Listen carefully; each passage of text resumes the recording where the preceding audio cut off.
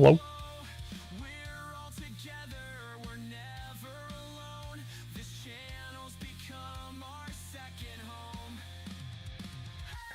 Confetti's raining down with every brand new sub. The chat is wild and rowdy, and I'm soaking up the love. This I feel like I'm incredibly bright today. I'm guessing it's just the actual natural light in the room.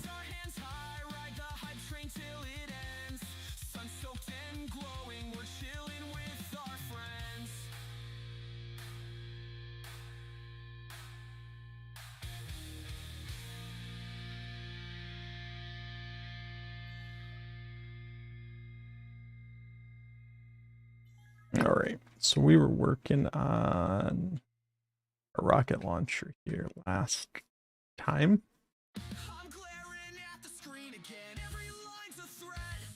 And we got to the point where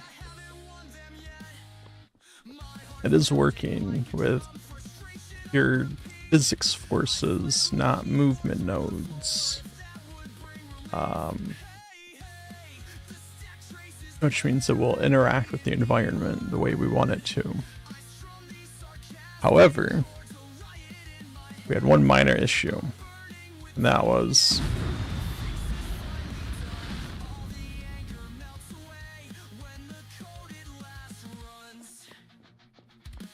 that.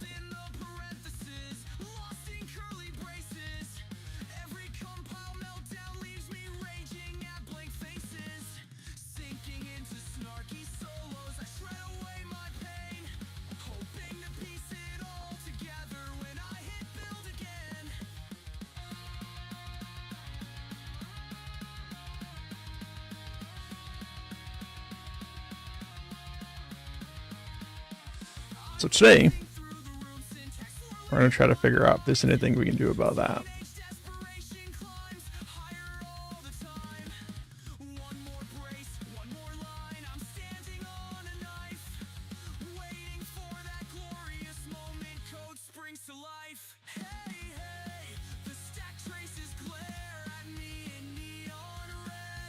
If I'm not mistaken, I think part of that is the way we're handling attachments here.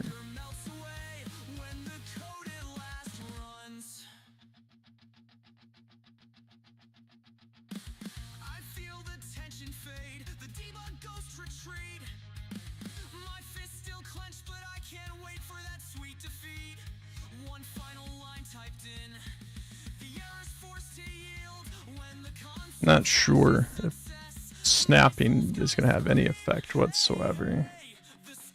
Oh, that's the wrong thing.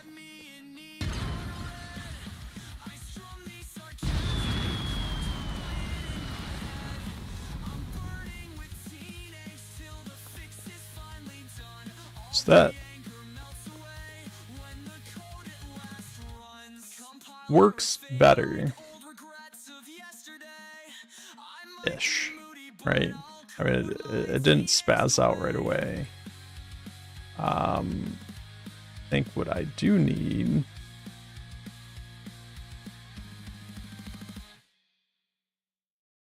The monitor's flashing red, my heart's on overload. Every crash feels like heartbreak, but I can't let go. Reaching for a quick fix, coding on a shaky thread. Errors piling up so high, I'm losing my head. Hey, I'm on a bug hunt, chasing down this code. Let me take a look at that again real quick.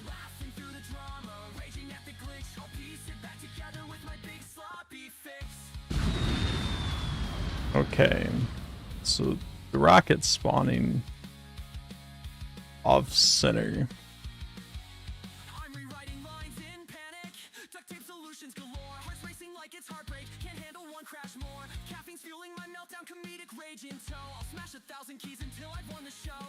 Each failure's just a step on this patchwork ride. I'm band-aiding my heartbreak, can't hide my pride. We're almost there, one more fix to survive. Then this sloppy patch will finally go live. Hey, I'm on a bug hunt, chasing down this code. I'm just curious, because these are attached to each other,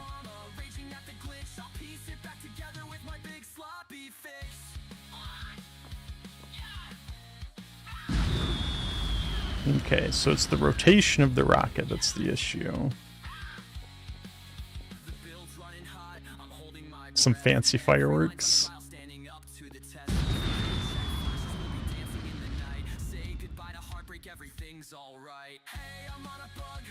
And that's interesting too, that it carries over the rotation.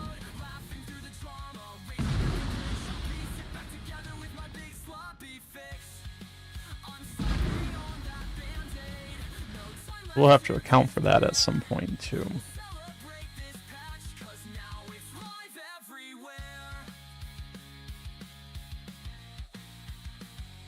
So it is this rotation specifically.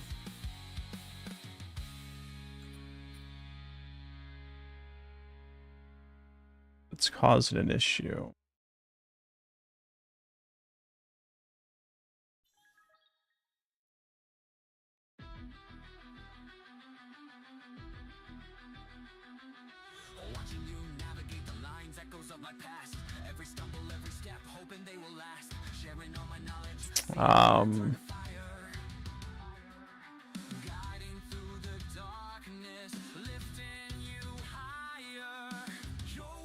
I get another actor node here.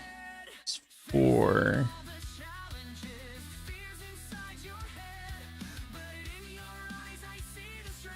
The Rock.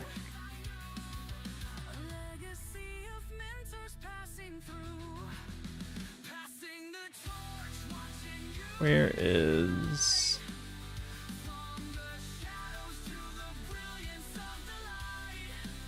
So if instead of rotating the rocket, rotate the rock.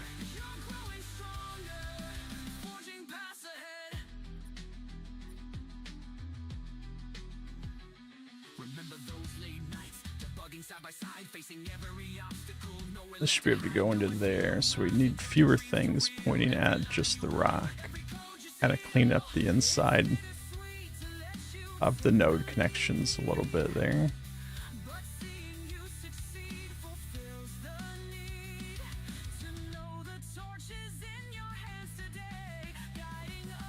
What are you even looking at?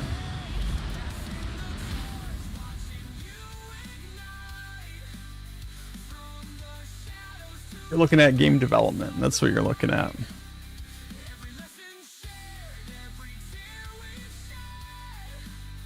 So let's put this rotation back in the flow there. This is not Fortnite. You fall for the summoning every time. That's good. That means it's working.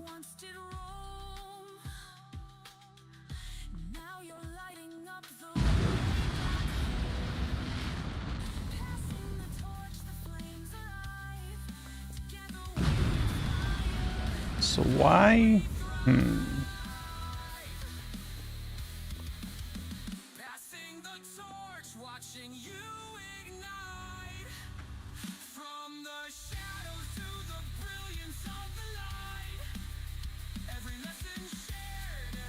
Why does the rotation not affect the rocket?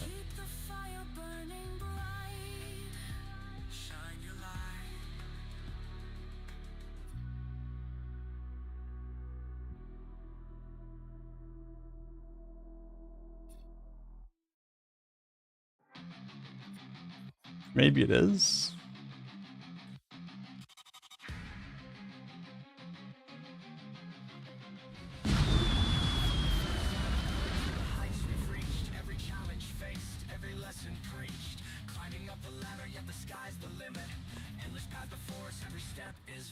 Been doing alright, guy. It's been a long time since I've seen you.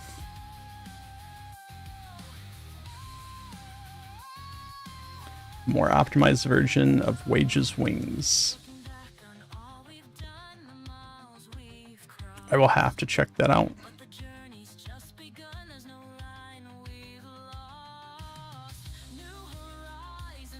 So I think what we just had there may be what we want.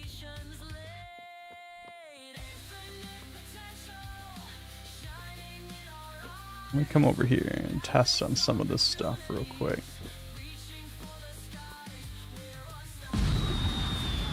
It starts a little bit close to me.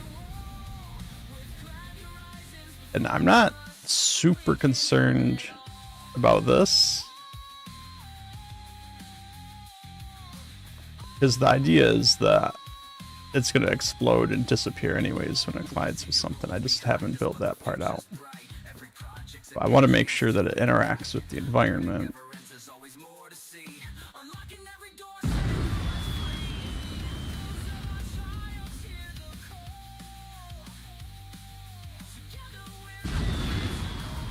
I need to figure out a way to make it lose momentum as well after that. But I think that might be pretty good. We'll have to tweak some of the spawn locations so it's not so close to the player. But we'll do that later.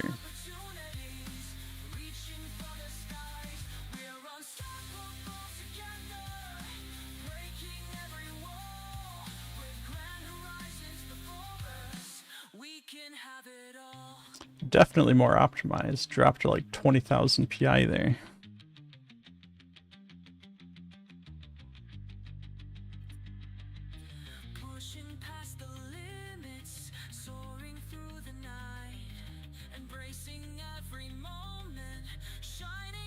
Doesn't look like... Oh, you took all the seat logic out, it looks like. You got rid of the telephone too.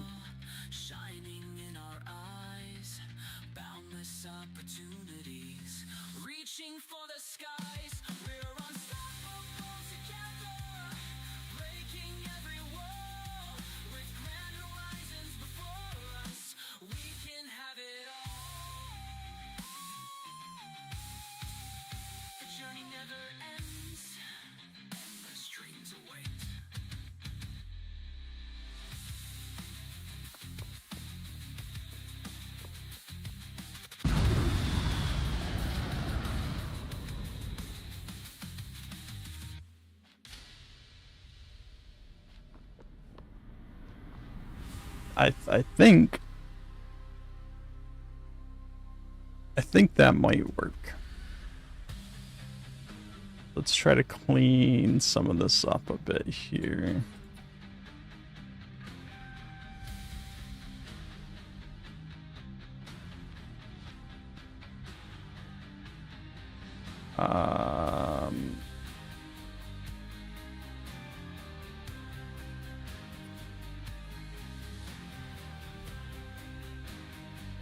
I don't know how my nodes always end up off the grid when I always have the snap to grid mode on, but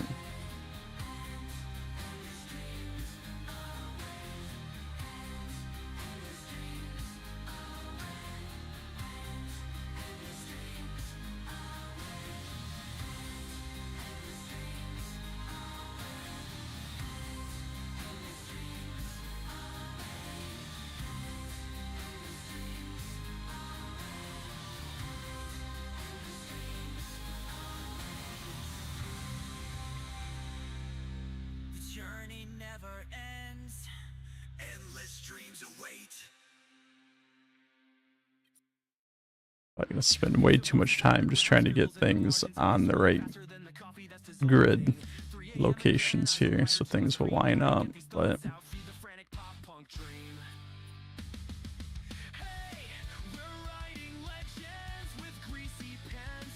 this here is not being used.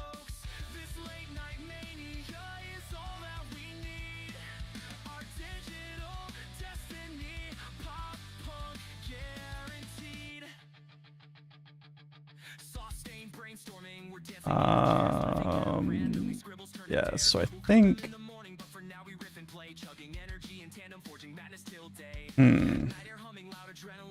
don't want to mess with my attached node too much right now.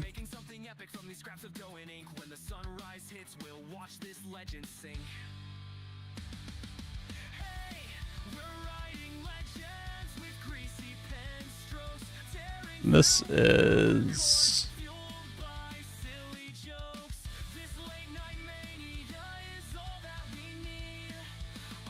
not doing anything anymore. Pretty sure. What is this? Because I don't think we're using the move node at all. We're shouting out the lines, half delirious, half inspired. Pizza boxes keep the stories from being retired. Every scribble gets a But something's triggering this, so let's figure that out real quick. need sleep here. Hey, we're writing legends with greasy pen strokes, tearing through power chords, fueled by silly jokes. This late night mania is all that we need. Our digital Okay, this was our old collision detection stuff, so we're not using that anymore either. we've devised. When this caffeine crash comes, we'll dream. I think a lot of this can just disappear.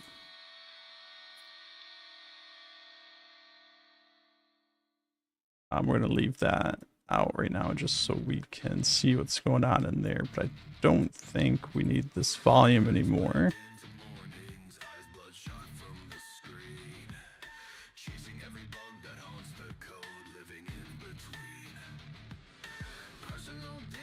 We'll keep that one.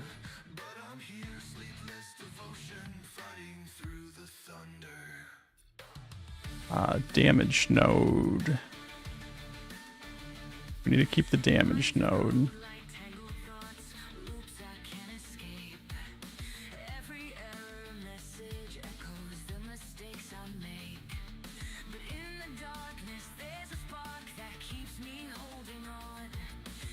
Get rid of some of that stuff, so we don't need that anymore.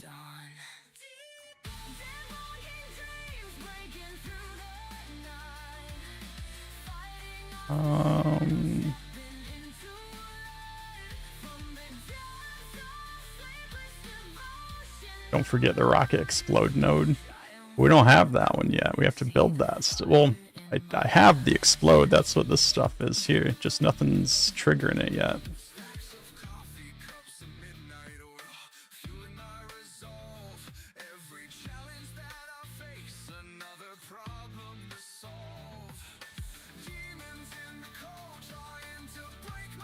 Keep that out there. I might be able to just get rid of this actor node. I don't think I need it.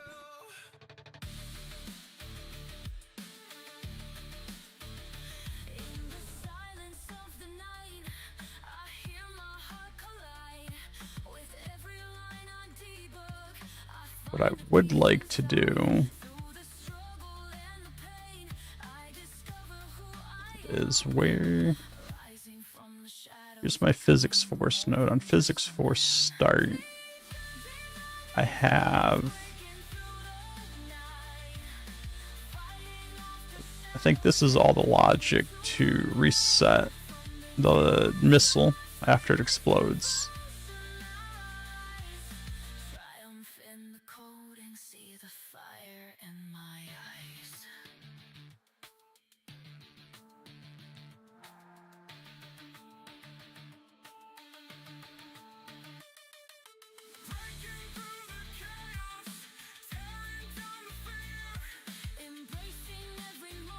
So we'll need this, just not right now.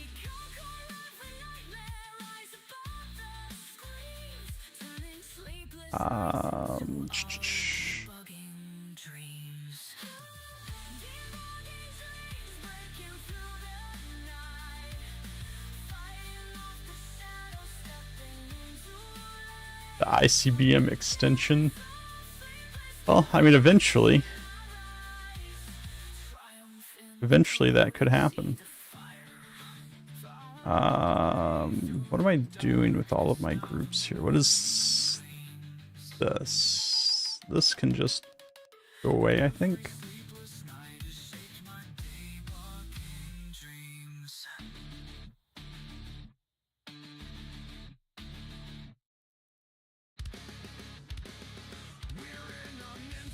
We'll figure that part out later. So I think we're down to just bare minimum of what we need for this to keep working.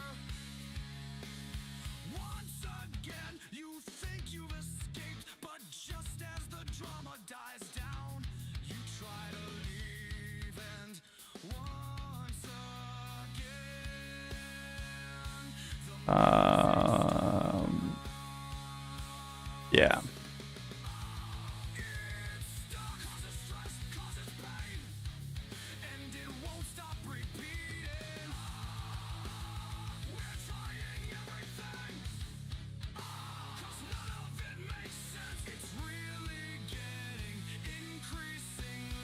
So what we would like to do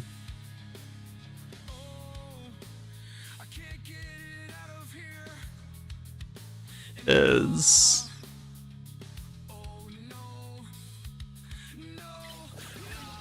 think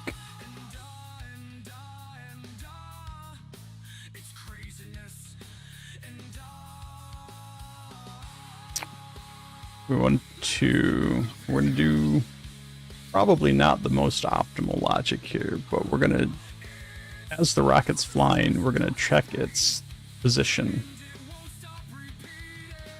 and try to determine when it stops moving forward.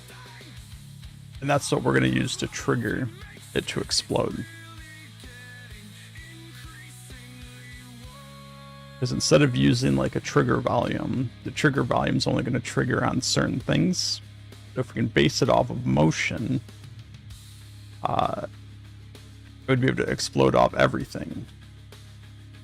Anytime it hits anything that interrupts its movement, it would just explode.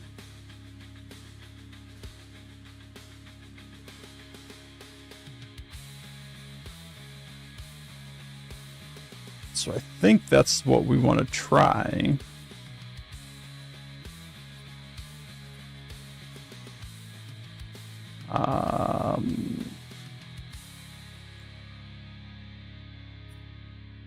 Pass that guy in there.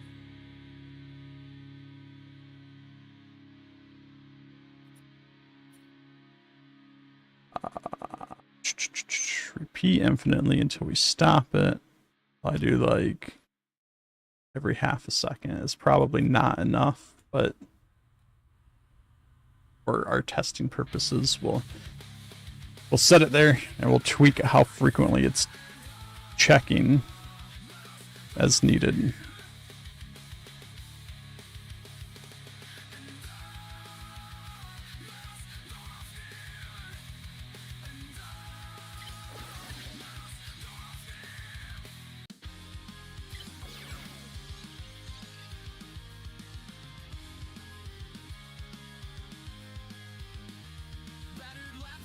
That's what I think we want to do.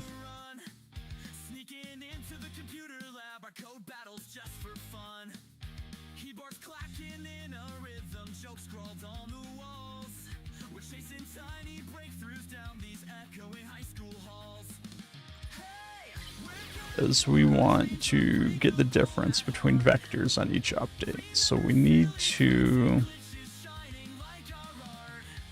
subtract the current one from the previous one.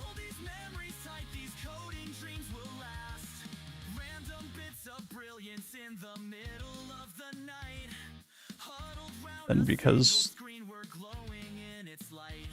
we don't really have a good way of handling variables like this yet,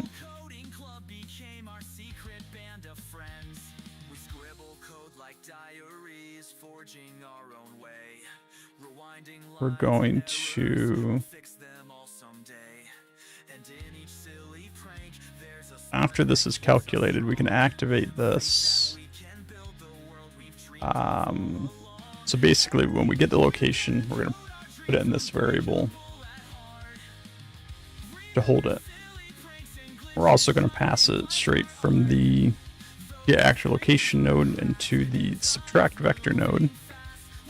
After that is done, we're going to push this variable into another vector variable, which will store our previous position vector. So the next time it comes through, this value will be the last one.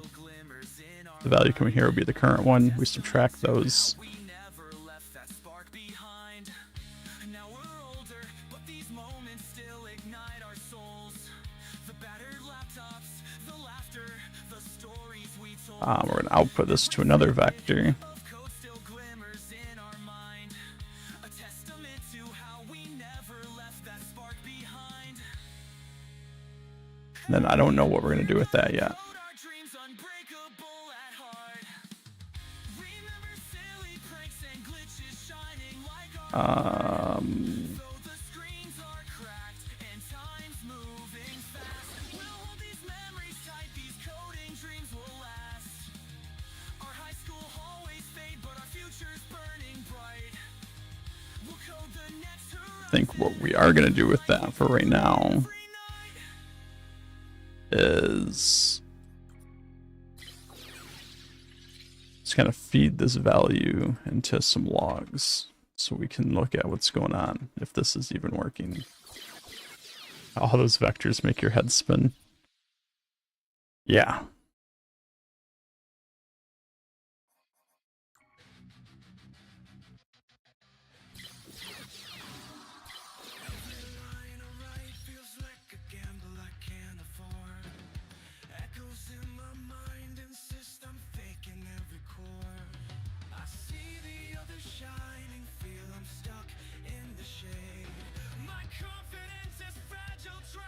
So if this is working, then we should hopefully get some logs every half second.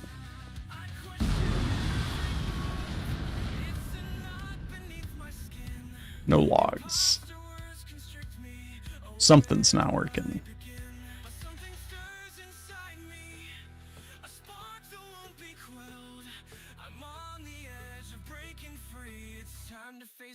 I mean, a vector's just a location, right? It's an XYZ coordinate.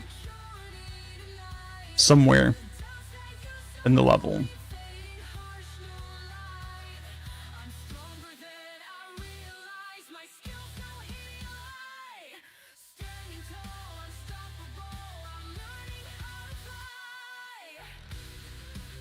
This isn't doing anything because I was missing that connection.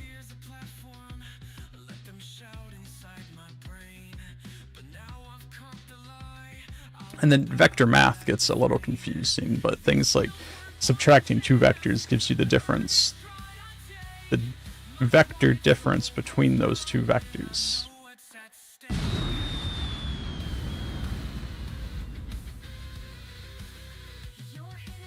Alright, so we leave before the logs fill up too much. We can see the XYZ, XYZ, then XYZ, XYZ. We don't care too much about the Z axis or any of this. The X and Y axes were going up and going up and going up until it hit the wall, and then it's pretty static, right? It fluctuated very little. So I think what we want to do is, if the difference between these two vectors is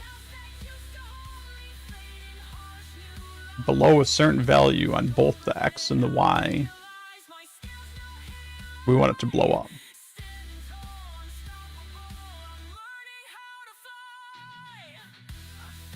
I don't know how small we want that to be.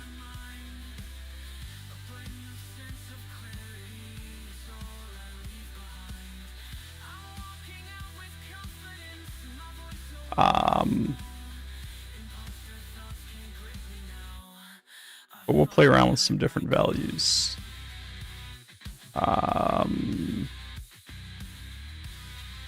We're gonna have to do some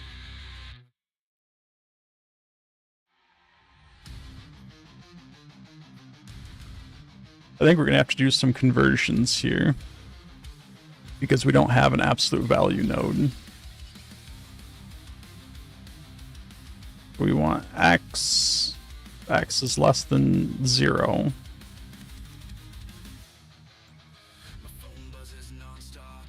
we'll just multiply it by -1.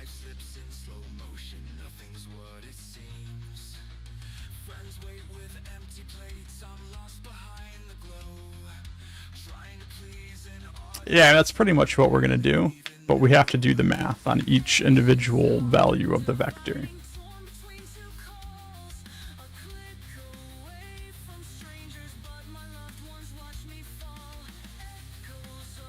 And then because we need, like, we have nice positive numbers in this example, but those vector values are xy coordinates on the arc, with 0, 0 being the center. So if you think of that like a graph, which I haven't done this in a while. Let me see if I can still do this.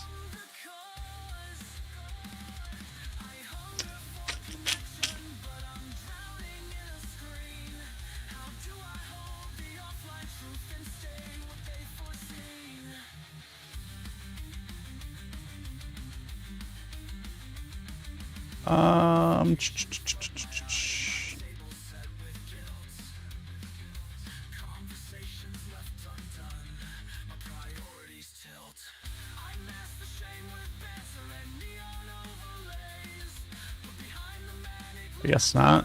I used to have like little, well maybe, is this it?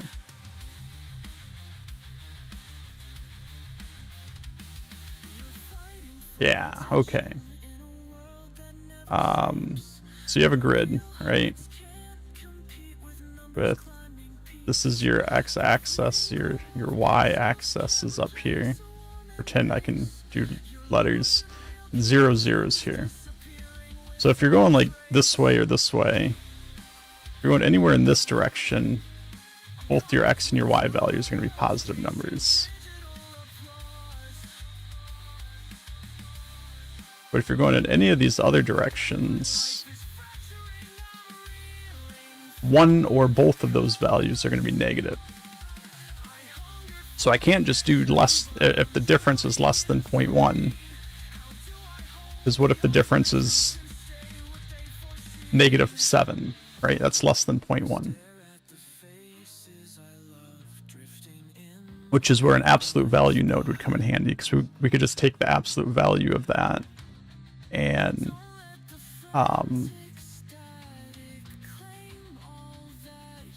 use that. So then it's always a positive number, regardless of which side it was, and then we could just do less than 0.1 or 0.2 or 0.5 or whatever it is that we want to use as that value. But because we don't have an absolute value node, at least not yet, I got to do this extra logic of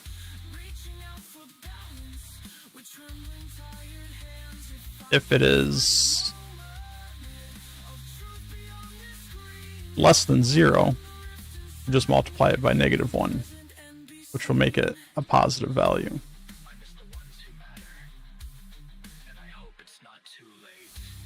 So on true, just multiply by -1.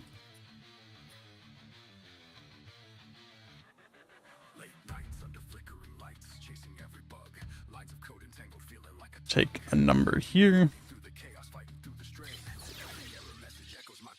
We'll also put this into the number and the output of that into this number. True, and on false. On true, we want to activate this, which will activate this number. On false, we'll just activate the number, which won't do the multiplication. And now we have the absolute value of the x value. We're going to duplicate that same thing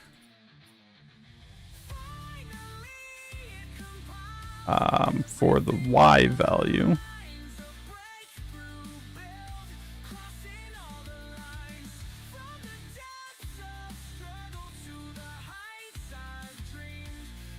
And that gives us our absolute values of our x and y coordinates.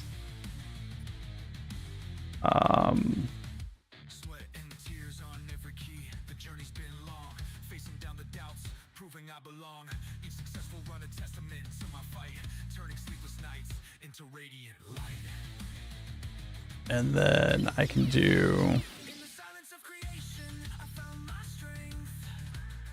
if this is less than whatever value we want, do something like 0.05. And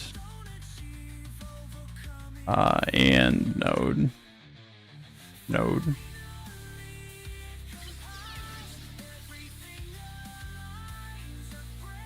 This can activate this guy, which we'll take in here. And we're gonna do the same value. So what I'm gonna do here instead is I'm just gonna pop this out so I can change both of these equally, just from this guy over here.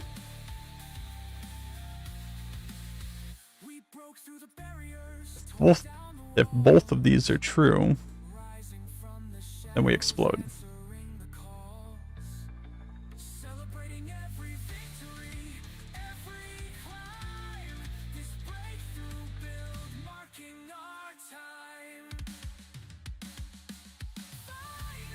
So then if we grab a log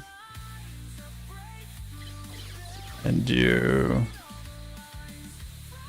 nothing and explode, this is true, explode. If it's false, don't explode.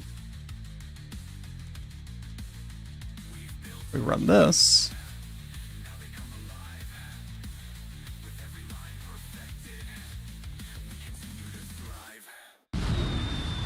Nothing, nothing, nothing, nothing, nothing, nothing, nothing, nothing, nothing. So it's either something's not working there or our threshold's not big enough.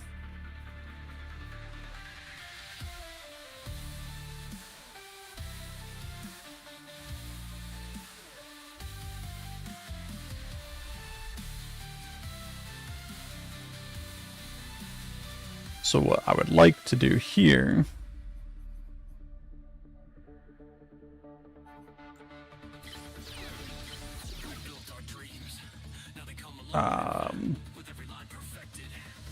just log some of this out real quick. See what our difference value is here.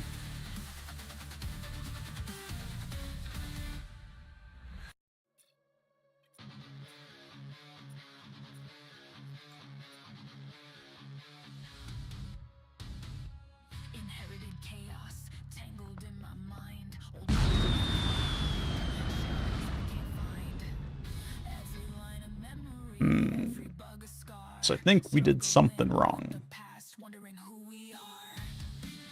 So those are not the difference values.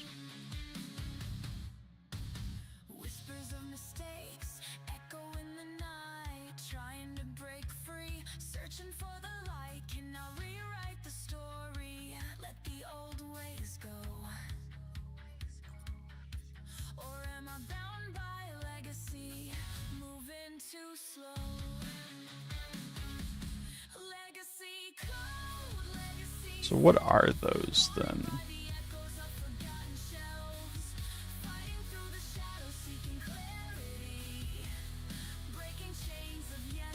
Should be the difference. So we have some math wrong here somewhere.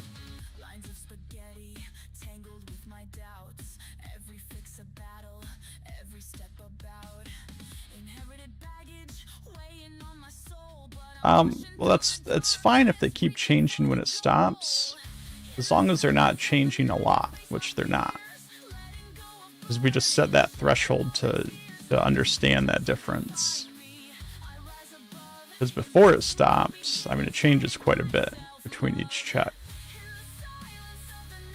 But these values should be not this big. Which makes me think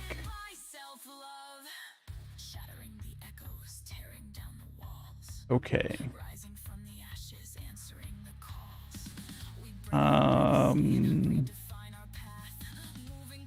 Pretty sure I need that connection there. So So when this updates, it pushes that value out. And I think we weren't doing that. So it's always just being compared to 0, 0 instead of the previous location.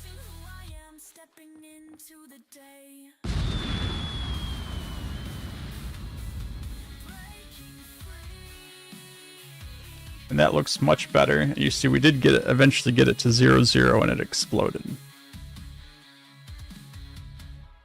So our threshold, well, it logged that it would have exploded if we had that logic in there. But our threshold needs to be probably closer to...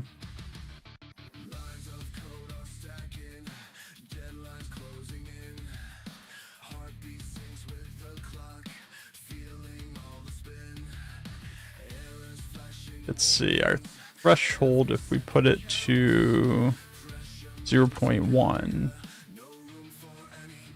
what I'm really looking for is I just want it to trigger the explode the instant it like hits that wall, right?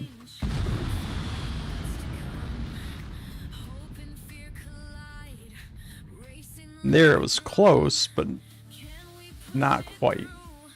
And eventually the logic, it'll just stop checking once it explodes, so all these other ones won't.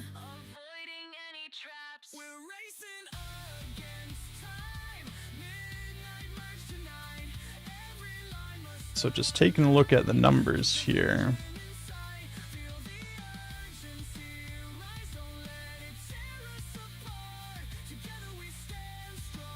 I don't know if I want to, I mean, at 4.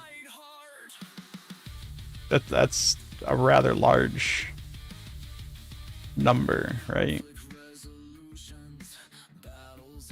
And you have to keep in mind the rocket doesn't move at a constant speed, right? It starts out at 0 and goes up, so it can't spawn and explode right away either.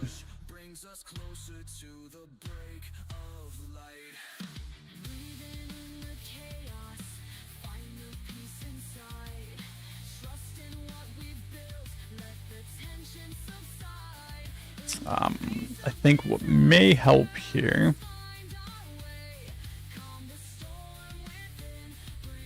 is let's reduce, or let's check more often. And then if this is true, we're going to stop our force, which should trigger everything else to stop too. Hopefully. I don't know. It's probably not going to be our full end logic, but I'll hopefully clean the logs up a bit.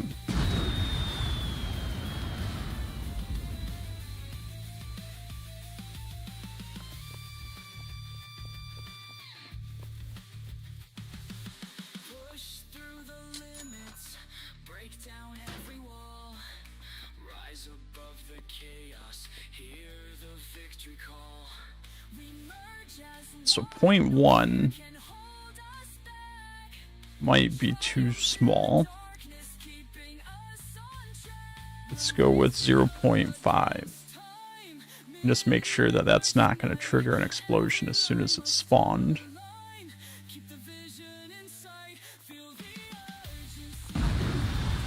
Yeah, see, that triggered the explosion as soon as it spawned. So 0.5 is going to be too high. Unless we increase the force on the rocket.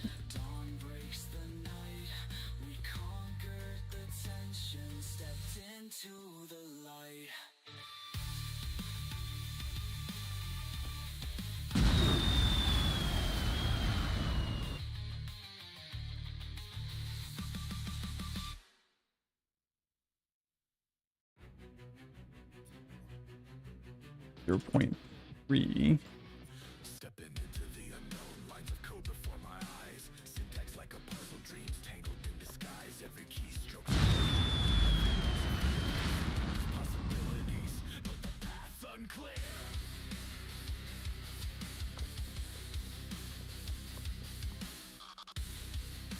Not sure. See, the problem's going to be the more frequently we check the value, more likely we're going to get smaller numbers at the beginning.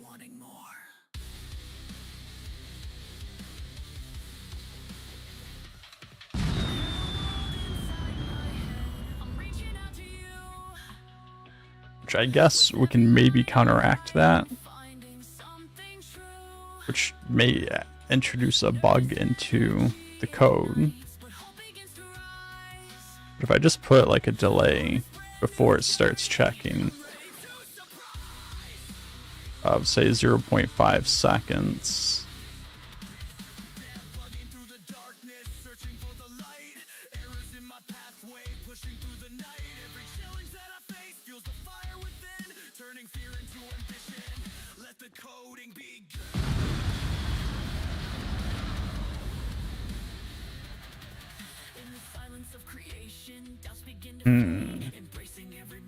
then I am curious how much of a difference this is going to make based on the direction you're facing, because when you're looking straight in each direction, you're going to get bigger jumps in numbers than if you're looking at diagonals in each direction.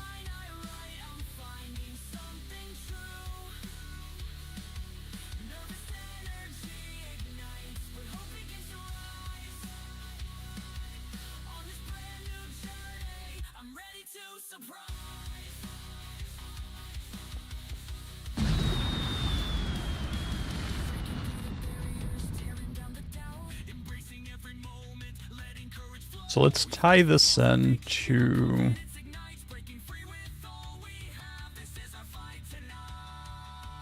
this logic here real quick. So this will help visualize what's going on.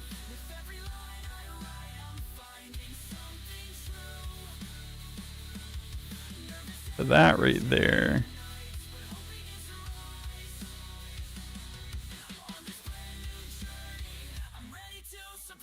And then on true, activate that guy.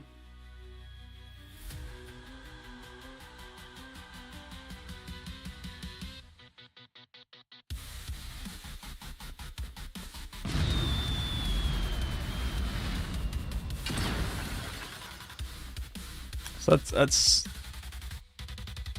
it's not terrible, but it's not great.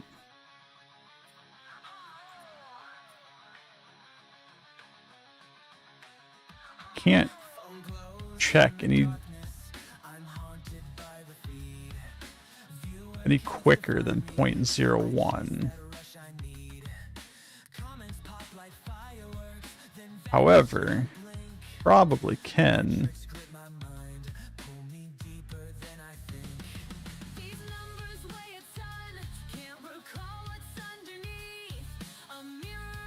if instead of using a repeat node,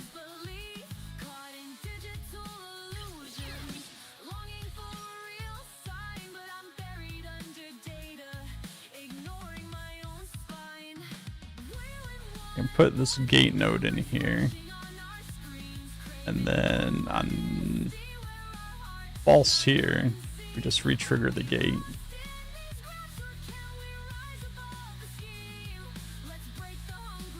And then on true here, close the gate.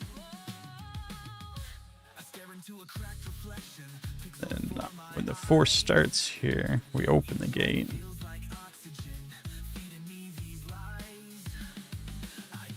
Should get us maybe quicker checks, but maybe that's too quick.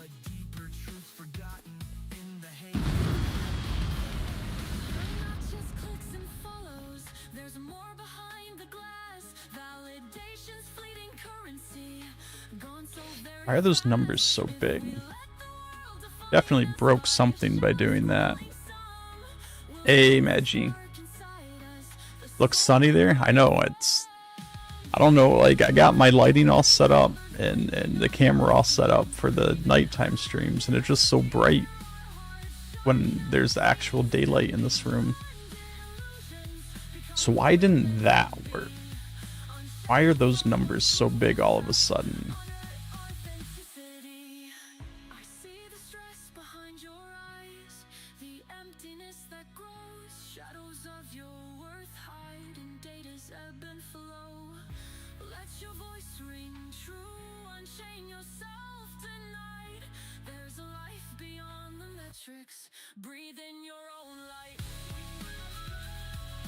I don't understand how.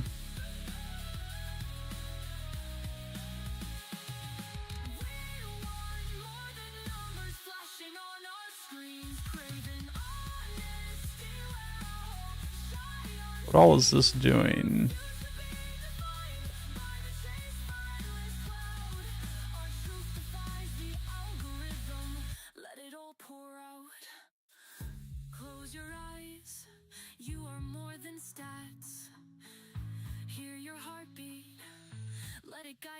Let's take some of these nodes off of here. So when this is true, we want it to close the gate,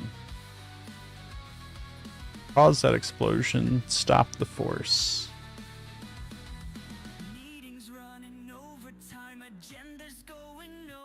Shh.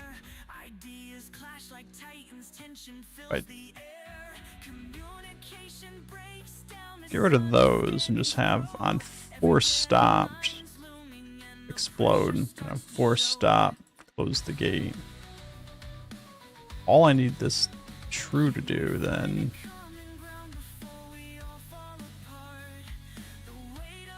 is stop the force. Hey, Trench.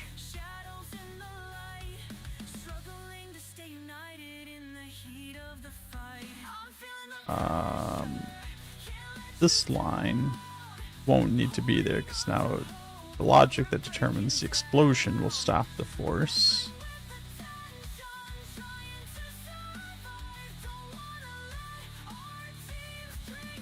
Why were these numbers suddenly so large?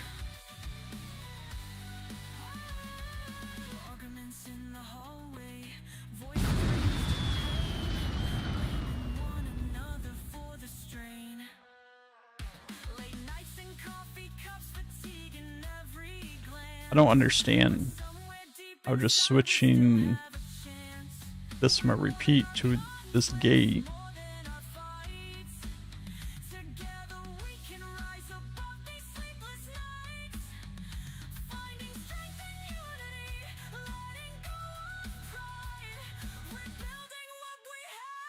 and it's definitely very laggy.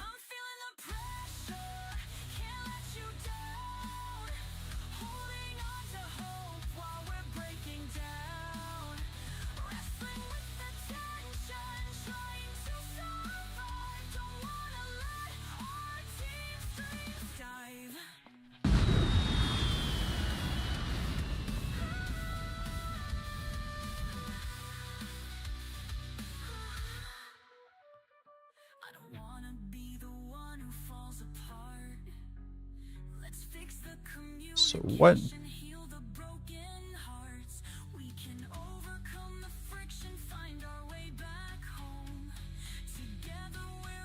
Let's not do that. I put this repeat node back in here. This will turn that off.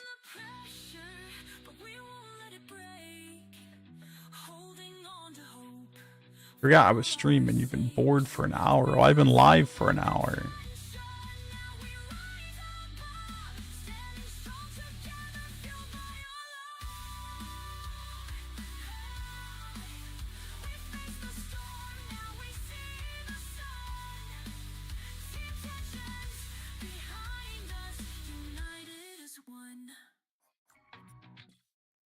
Put this back on the repeat node.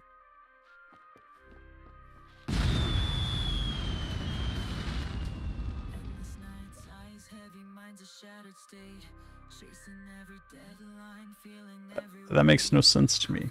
Why with the repeat node I get smaller numbers than if... I don't know. I don't know.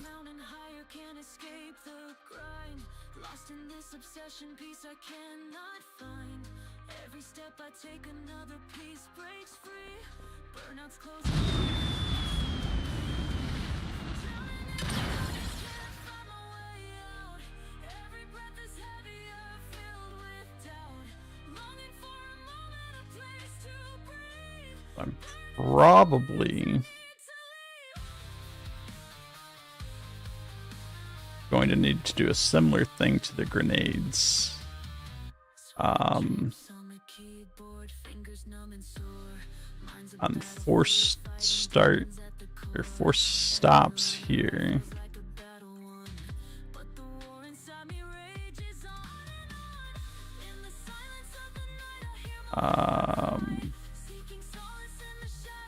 What is this moving?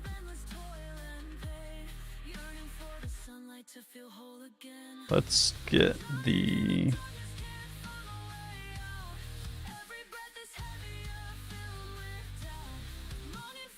rock here. Let's go to this on start node. We'll just trigger that off of this value on game start.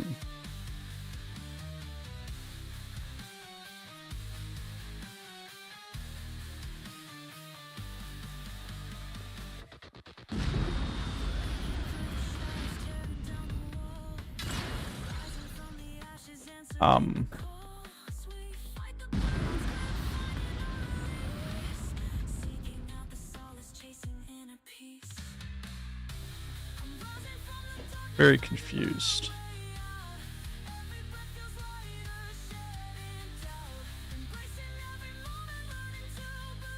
Very confused.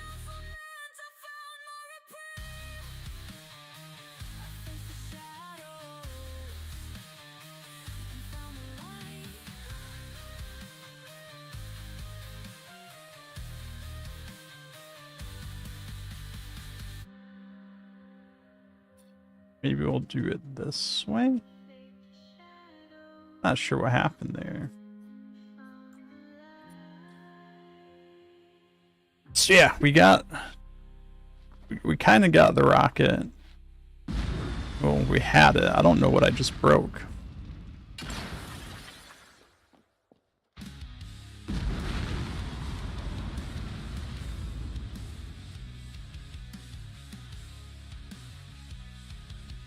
I have no idea what I just broke. Late night sessions with my code, debugging madness overload. QA says our scripts are froze, dreams and weekends quickly closed.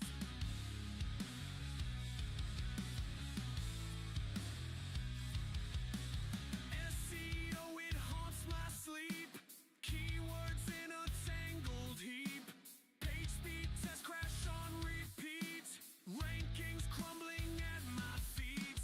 Web dev driving me insane, browser wars bring only Set actor reference. Yeah, actor reference. line will never tame.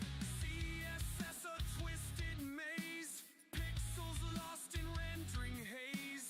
Old IE with its old ways, modern trends in browser craze.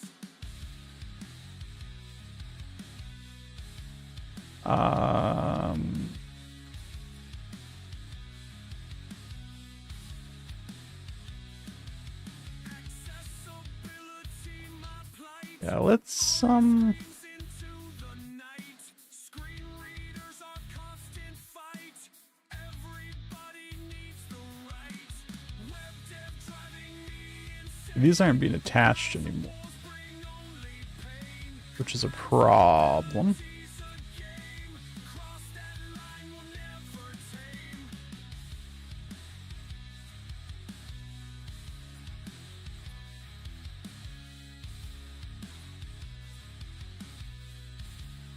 This on game start. Piece of mixed This one's on game start. voice lost in server stew. So I don't know what happened there, Blindfold what we do. but somehow the attach got broke.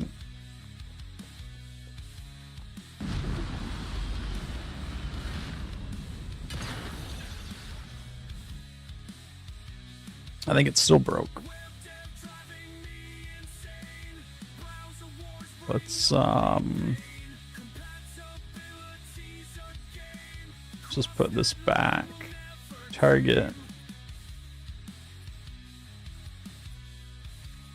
Need to move. this guy so I can get to parent here.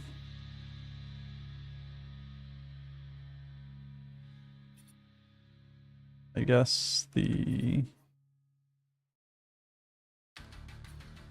child is this, and the parent will be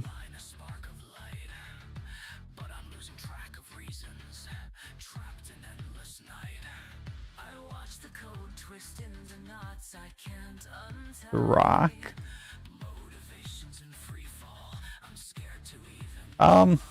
I mean, it is a lot of logic.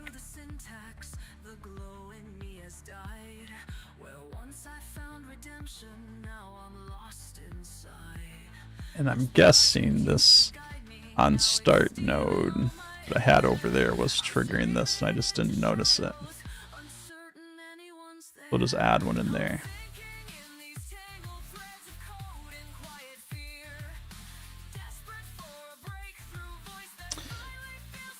The problem is it's a lot of logic to get anything to work, and I think that's just the nature of making things.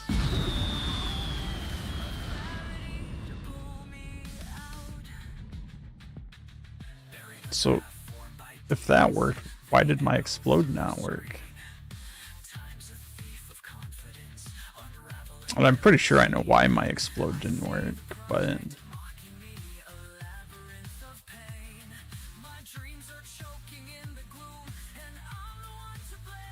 it's because, no.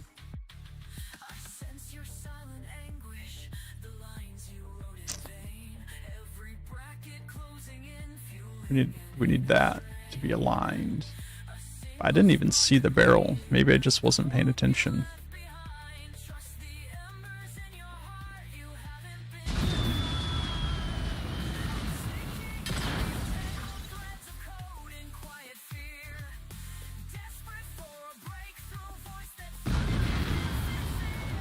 It's not going to explode the second time because I'm missing a piece that re-enables the repeat node.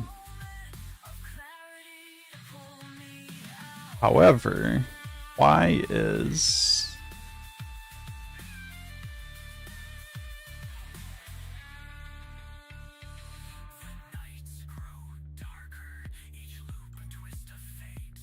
this part not working?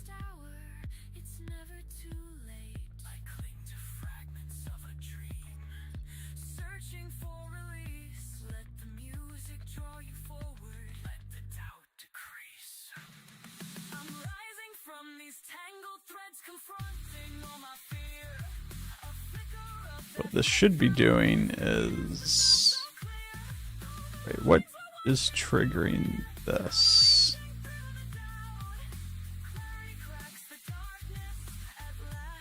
Yeah, so when that barrel explodes, when the explosion happens, it should trigger this logic.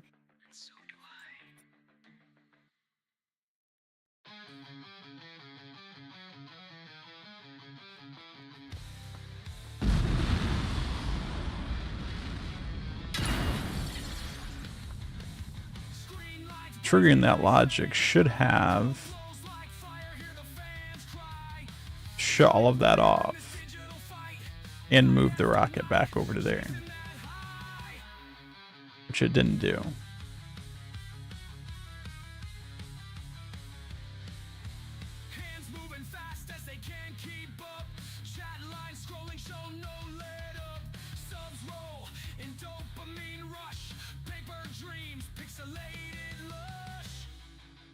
Let's try triggering off that instead.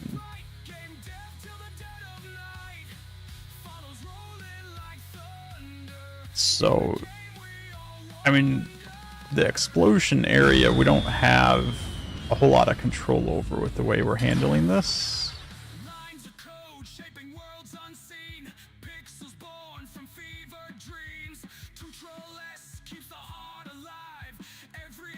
Because we're using the built-in exploding barrel in the game, and the reason we're doing that is the built-in exploding barrel explodes with physics. Otherwise, we'd have to build a whole lot more logic.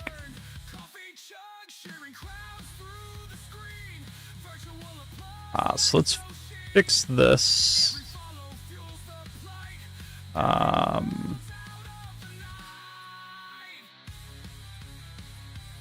Need to be able to turn this back on when the force starts. It should allow me to shoot more than one rocket.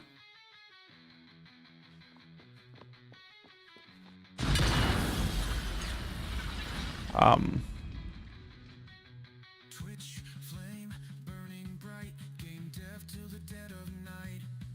Follows rolling like thunder in the game we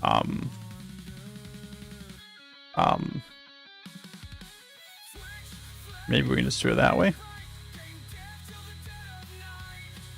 Follows rolling like thunder in the game we all wander. Lines of code, control less keeps the heart alive.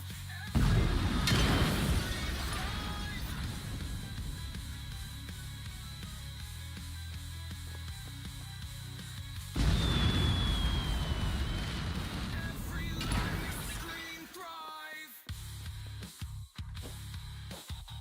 So we are going to have to do something similar to what we did with the grenades, I think. Reflections of a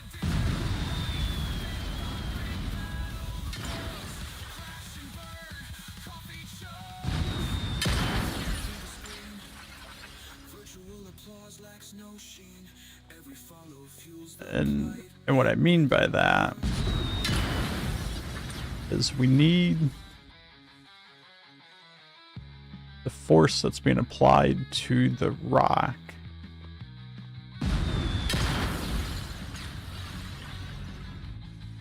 see, this was something I was afraid of too. If I shoot it this way,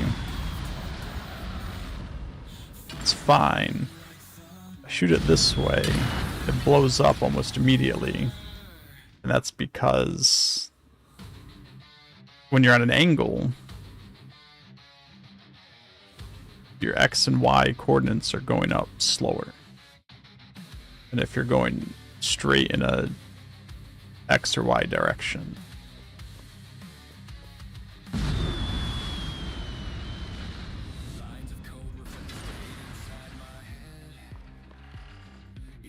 then I need to make sure that that's completely stopped moving before you can shoot the next one. Otherwise, that momentum that it has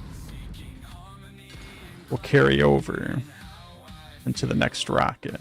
breaking down the barriers, cleaning up the mess, refactoring every part, striving for success. Patterns emerging from turning over a new leaf with each passing day.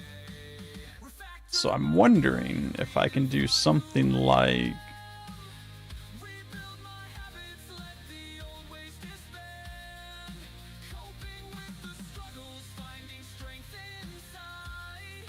Renewed and revitalized, let my spirit rise. instead of this less than check on both of these guys, Optimizing pathways, streamlining my flow. let's get rid of that. Out the clutter, Let's get rid of these for now. facing every challenge with a mindset that's strong.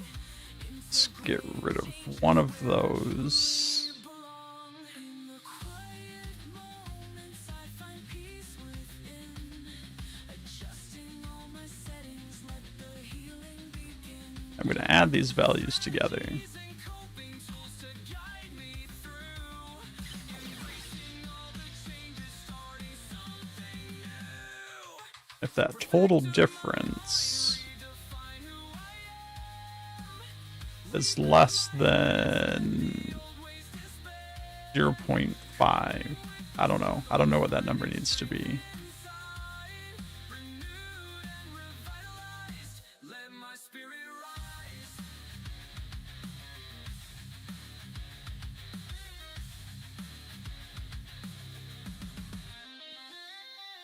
Shifting all the patterns, tearing down the walls, That's embracing the calls. We refactor our lives, embrace the change. Let's log out what that number is so I can see where we're at and see what it does.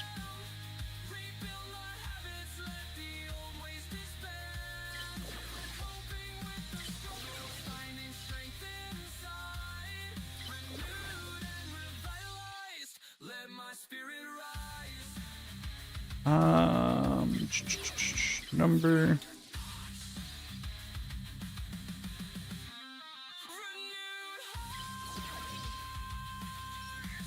I couldn't deselect the thing. I don't know what's going on here. Static pulses in my headphones, the camera's set to roll. I feel the weight of all these usernames. I'm losing self-control. Heartbeat sync with since the grind. I'm fighting off the fear. They show up for the show, but do I? Okay, I think my keyboard got disconnected somehow. That was messing with me.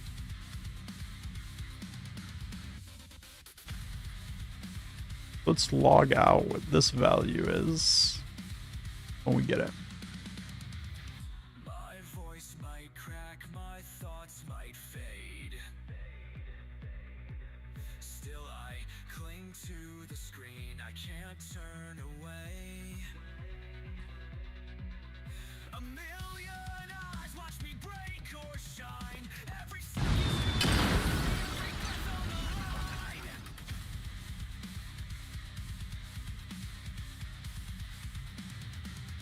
I'm caught in the crossfire, chasing validation. So I guess what we should do, like really what we should do, instead of playing with these numbers, Can't live without.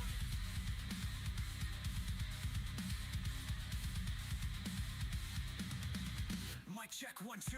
The chat spilling secrets. I'm addicted to the rush. A flood of hearts on the screen, but it's never enough. Spikes in adrenaline, then I feel the crash rough. Am I just a puppet for the cheers and the hype? Holding on to every follower like it's saving my life.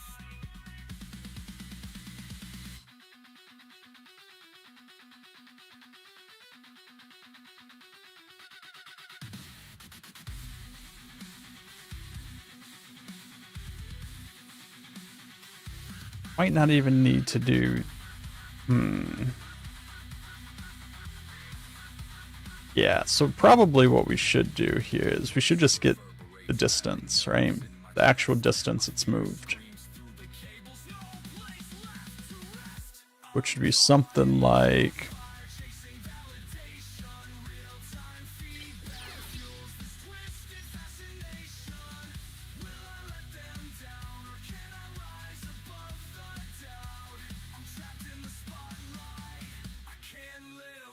something like this.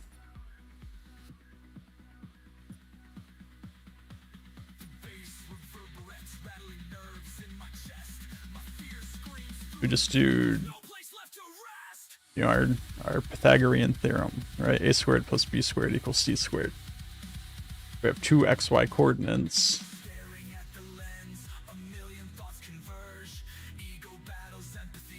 We know how far it went in each direction, and you get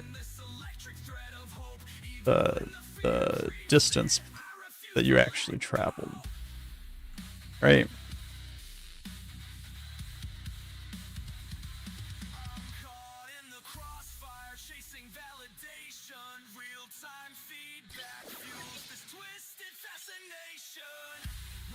So we square those. We add them together.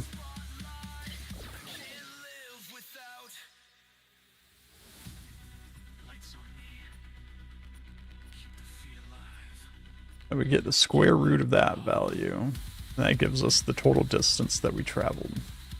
All right.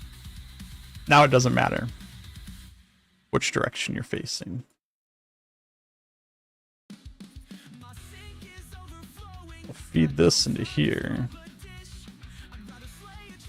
But we're also going to feed it into here. I don't know what happened to my log. I must have deleted it.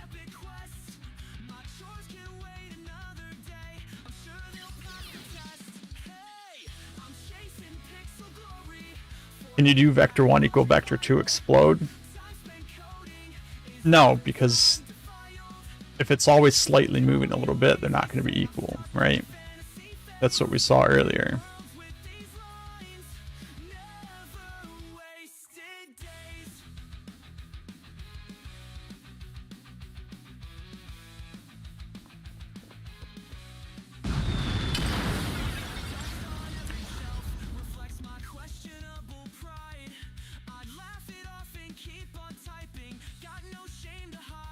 We should be able to get much more precise though.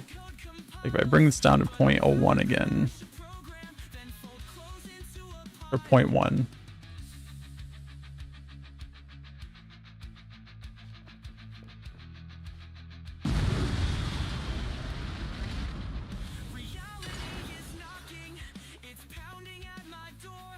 You can see it's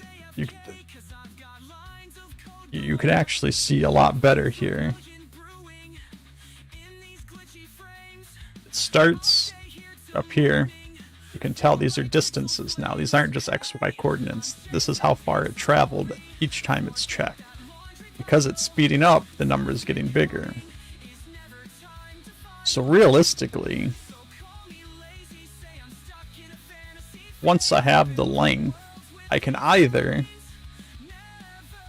do a threshold, right? I had it at 0.1. I could do probably 0.2. So no time up here was it below 0.2. If it's below 0.2, it explodes. Or I could simply also do the current distance it traveled is less than the previous distance it traveled, blow up. Because it should never slow down until it hits something. I think option B of checking if the previous distance is smaller than the current distance will give us a more accurate explosion.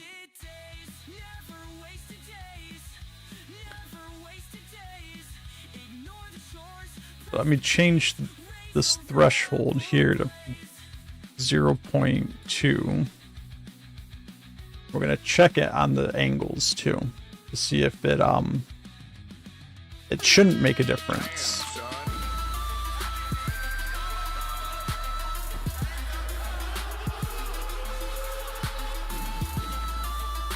Trench, 2 months in a row.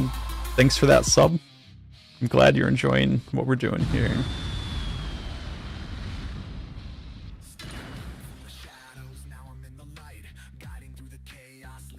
You see how it took 2 checks because it went down to 0.5, then 0.03.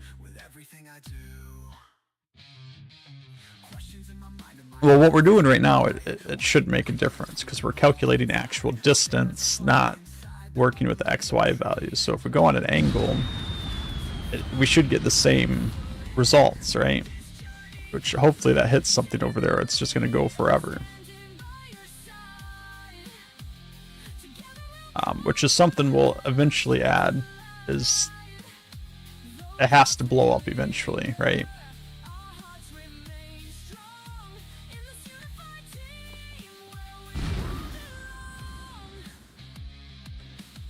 Because at this point, it's just going too fast, right? There we go. We got it to blow up when it hit that wall.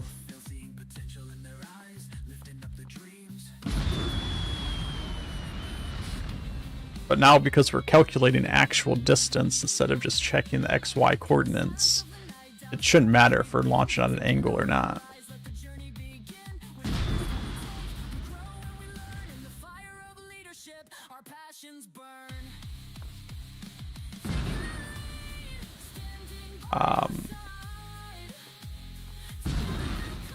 It does matter if you don't do anything for a while. And it keeps gaining all this extra random speed. Right, that's problematic.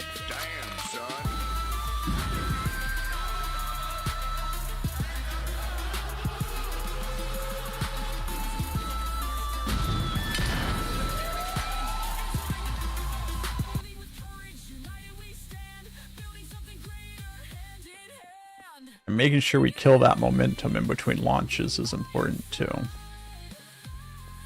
Trench, thanks for that gifted sub to Dizzy as well. Dizzy, enjoy all those emotes for the next month.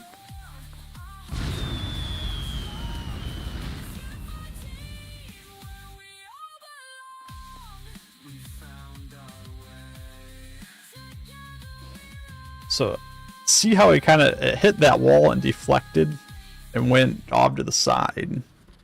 It never slowed down enough to hit our threshold. However, if I did the logic where if the distances traveled is less than the previous distances traveled, it would have blown up there too.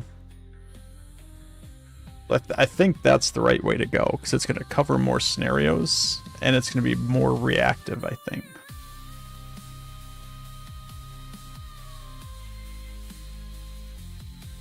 So let's throw that logic in here, which is pretty much going to be the same thing we did back here, sort of.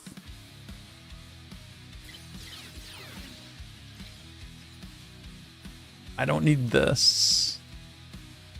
I need if this number is less than this number,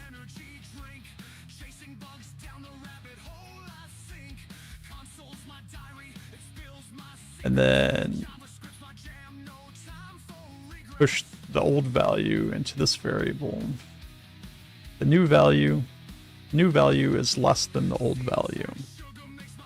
That doesn't matter anymore because we're overriding it.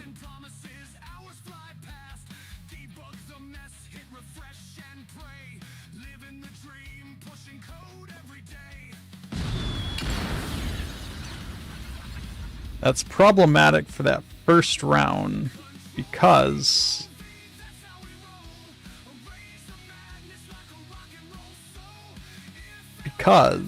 I think we can adjust this too. This value starting at 0, 0. However,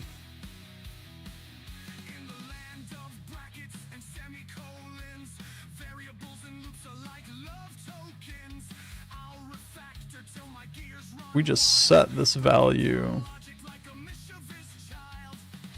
here.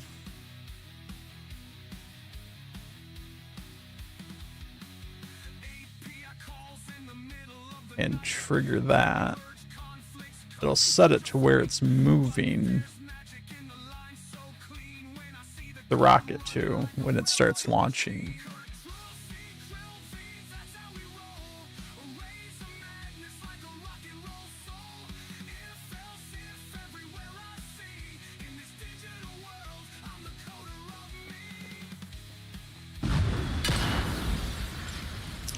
I did that.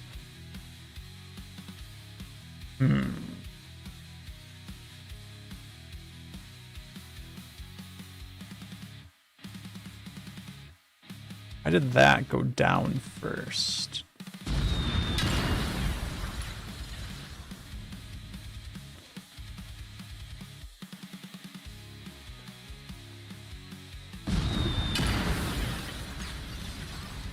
So something's off there.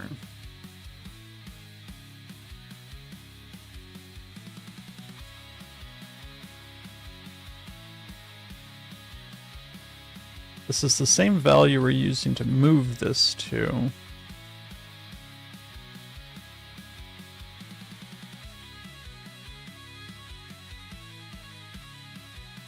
Oh, it's because of this delay now.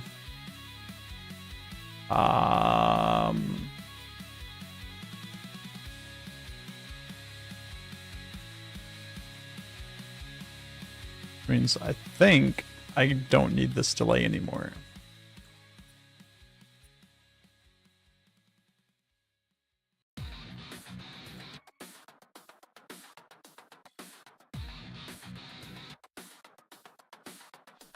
Yeah, I clock out at 5.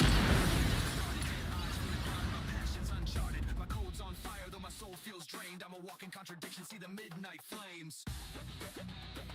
Keep pushing, keep building. The day job's got me locked, I can't ignore the. Why did that blow up? I'm tearing down these walls. Fatigue in my veins, self-doubt in my mind. Yet I grip the dream tighter, cause it's all on the line. I'm breaking through midnight. Meltdown turning into Should be 0. Point 0.02 is not less than 0.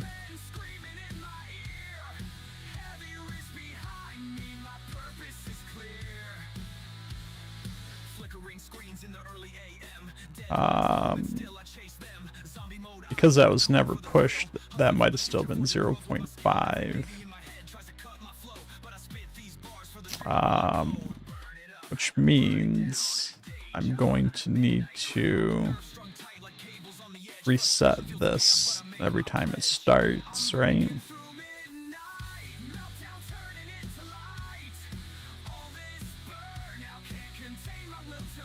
I know this is a lot of spaghetti.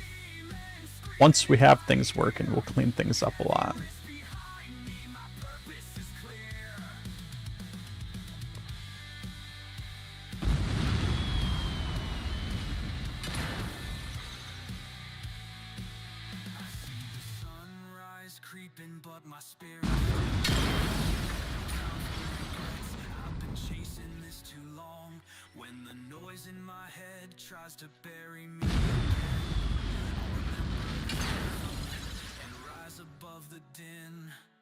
I'm breaking through midnight, meltdown turning into light. All this burnout can't contain my will to fight. I'll shatter. Wish we could hook up wires that the players could see.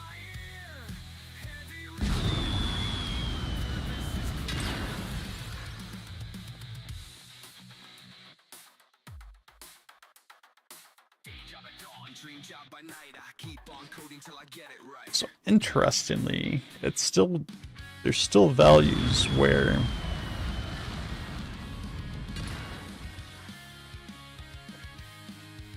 it's still hitting possible scenarios where it's not gaining speed, which is odd because it shouldn't ever not gain speed.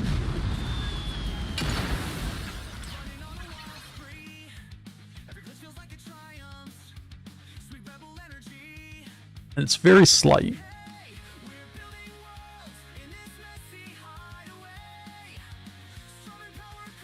So we can give that a little bit of leeway.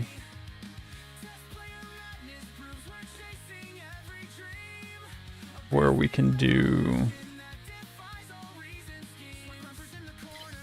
we can subtract...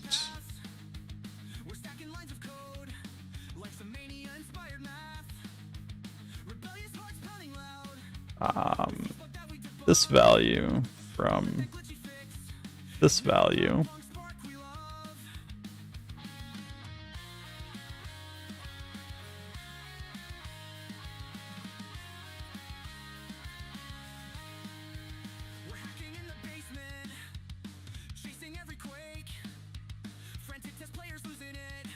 And then if this value from subtracting those is less than negative 0.1, I don't know, something like that.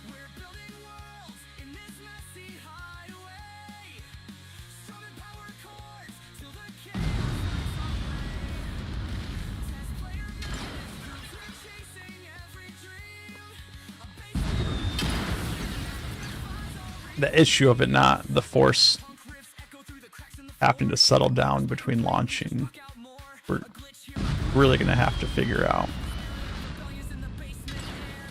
I think we're pretty good here.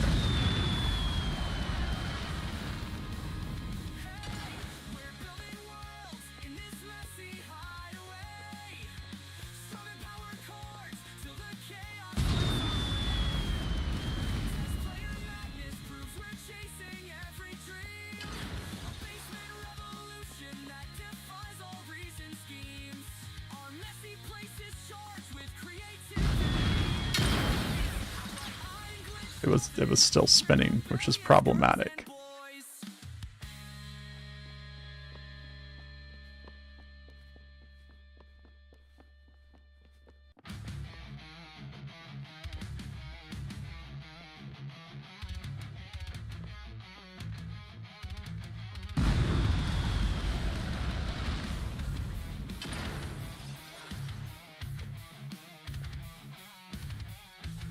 curious. So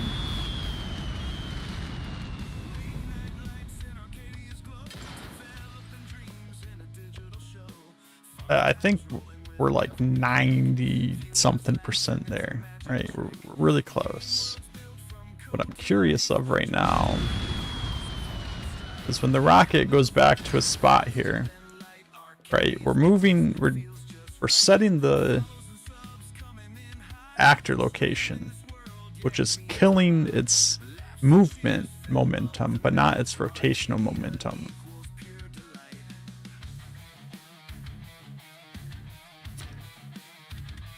Yes, so the rocket is actually moving in the z-axis because it's counteracting gravity, right? We're not using a move node, so gravity is affecting the rocket. It's pulling it down. We have the force pushing it up to counteract the gravity of pulling it down, so it looks like it's flying smooth. It's actually slowly dropping. If we let it go far enough, it would eventually hit the ground. But yeah, we could adjust it to go up or down as well.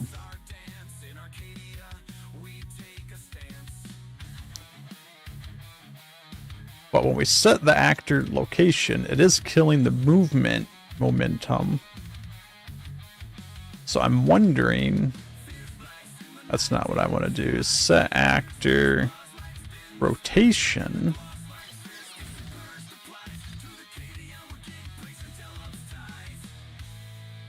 And if I just set the actor rotation, does that kill the rotational momentum as well?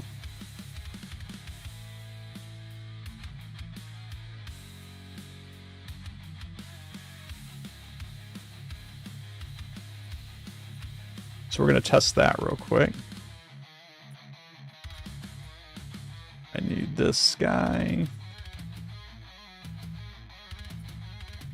And I'm hoping that if I just don't pass a value to it, it sets it to 0. If that works, then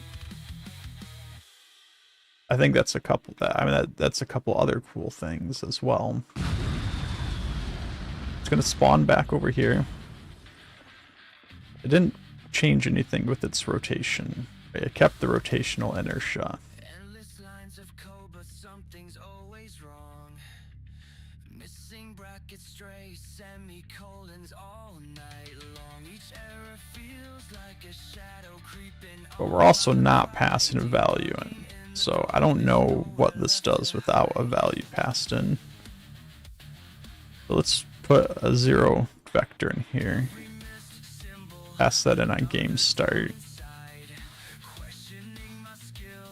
And that's activated. It should activate this.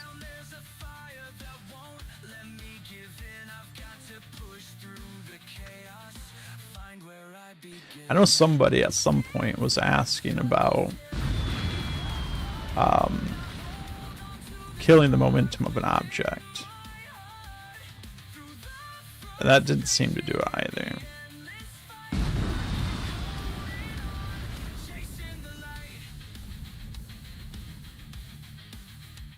It does seem to maybe steady it a bit, but it doesn't kill it completely.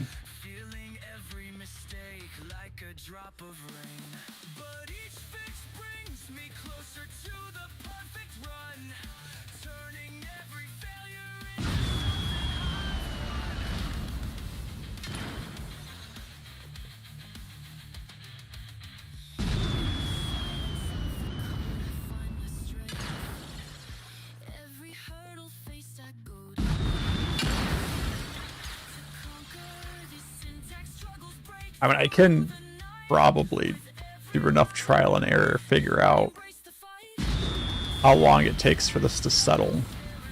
And, like, that's the cooldown on your rocket. Some number greater than how long it takes to settle here.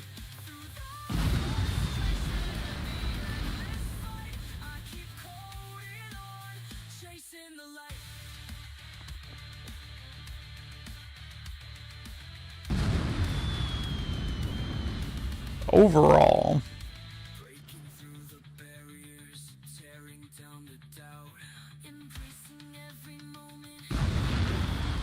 overall, I think this is working pretty good.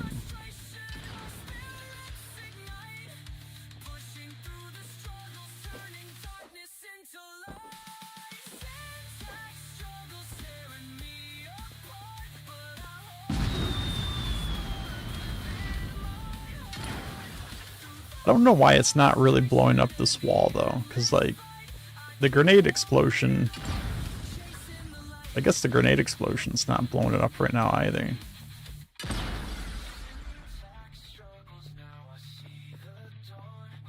I feel like it should go a bit fast. How is that still spinning?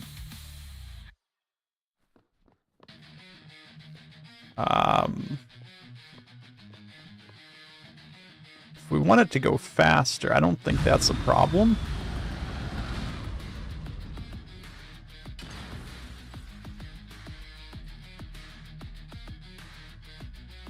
I think that's just a matter of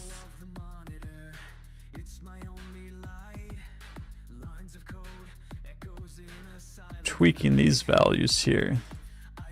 So I'm currently reducing the force that's being applied by dividing the XY position the force is applied to by 5. So if I took this down to like 3 for both of these,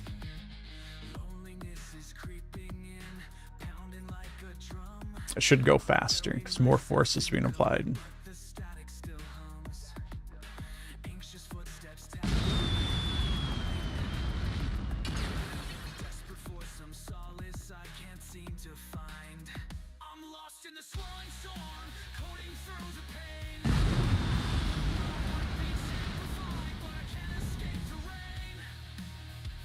Interestingly, a lot of that forward momentum seemed to have carried over.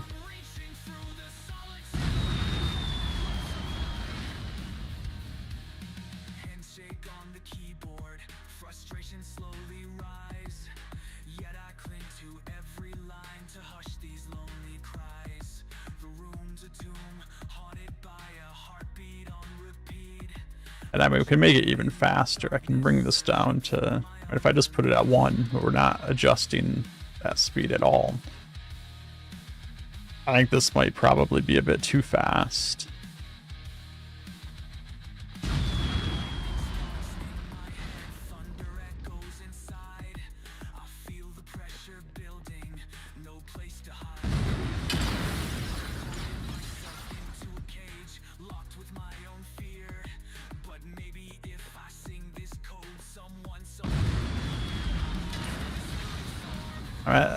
To be honest, that's not too bad.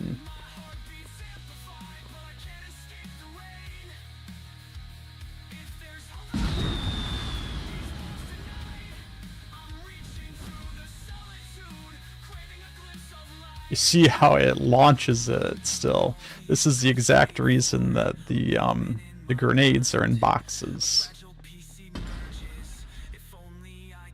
So probably what I should do is that exact same thing.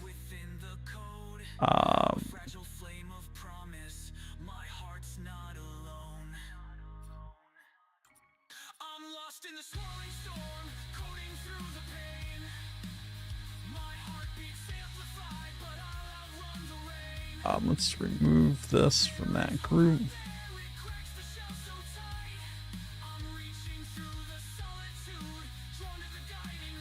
This over to here, and then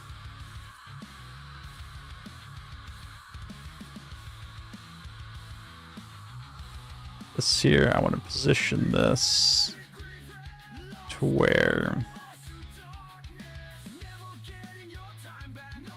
probably something like that.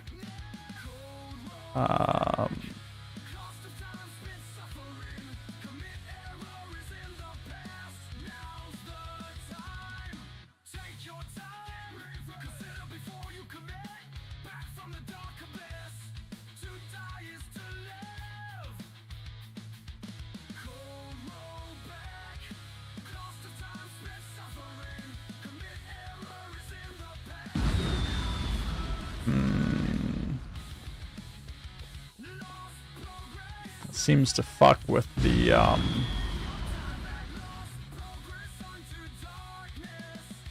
what is that?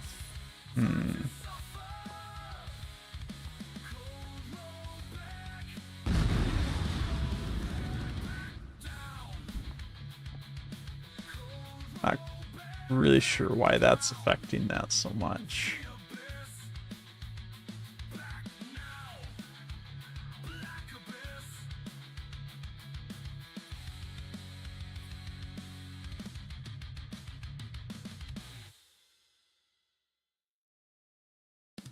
The neon glow lights up my room, the chat's already scrolling fast. Emotes dancing on the screen, each joke spilled to at our last.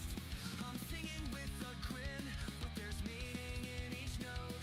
We flip from playful banter to the place my heart explodes. Hey! Another follow sparks the stage. We are I don't really know why moving this had any effect whatsoever on that. Maybe it can't. Maybe the attach is failing because there's something in the way.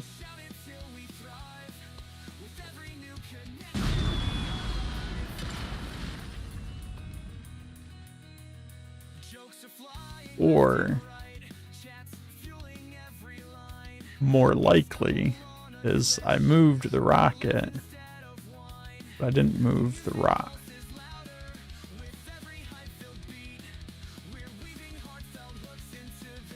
Let's put that back in there.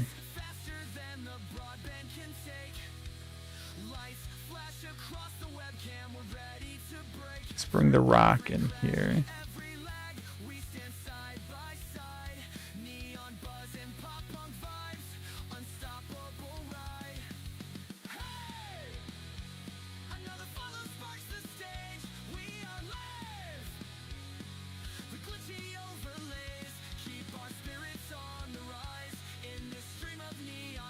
Bring the rock to about there.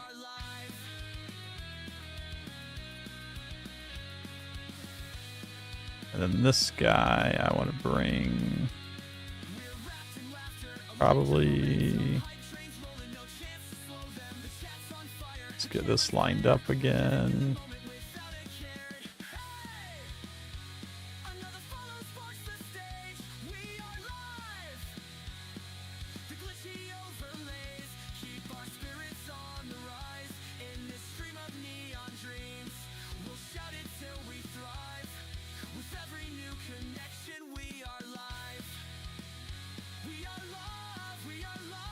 Make sure it's not in the rock. Make sure that that's not broken.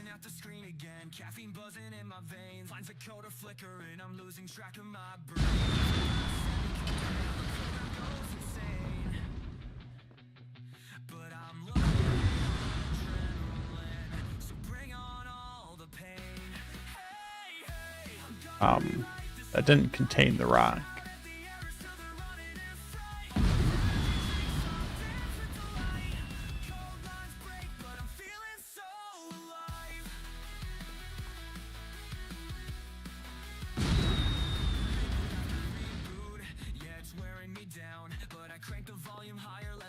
It spawned the barrel, but it didn't blow up.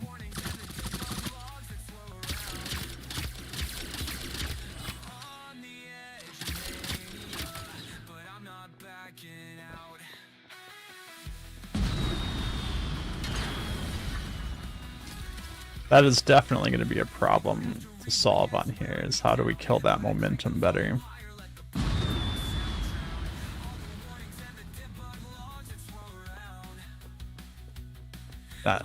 This is the first time we've seen this happen. Did I screw something up with positioning? I moved this into here.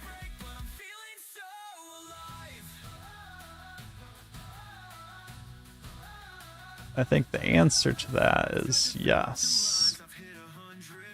This needs to be exactly in line with this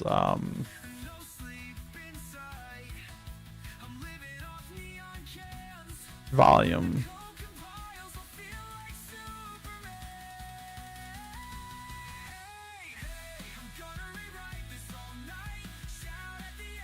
Actually, probably slightly behind it like this wouldn't be too bad.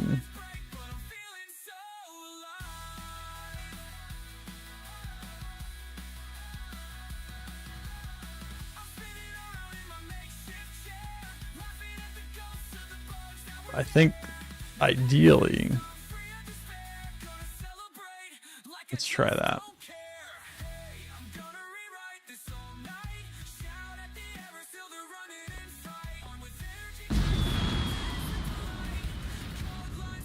Yeah, because it's moving faster now, I think our trigger there isn't triggering.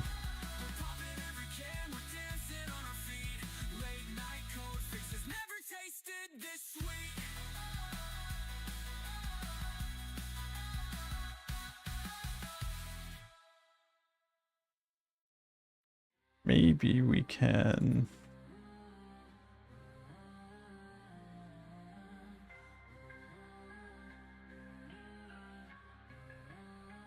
make that volume a little bit bigger to account for that. Prototype after prototype, each one seems to break.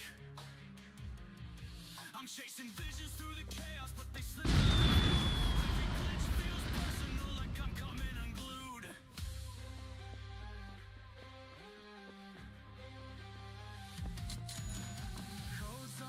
I mean, it feels like it's spawning it way ahead.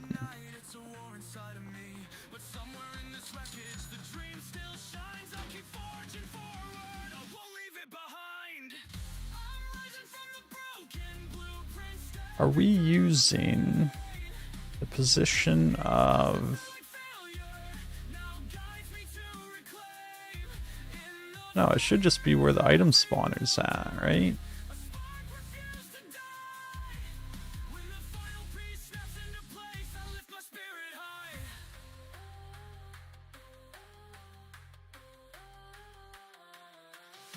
Memory leaks and phantom bugs, they taunt me in the night.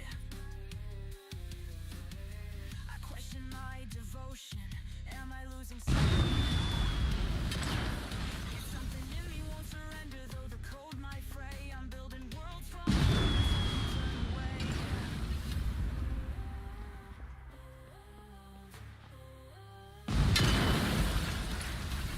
Breathing through the errors, there's promise in this fight.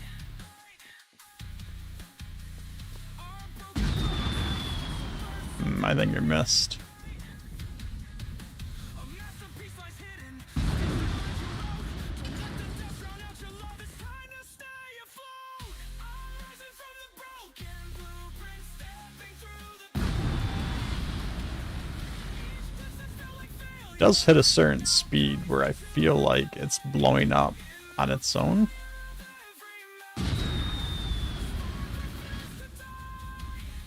When the final piece steps into place, I lift my spirit high.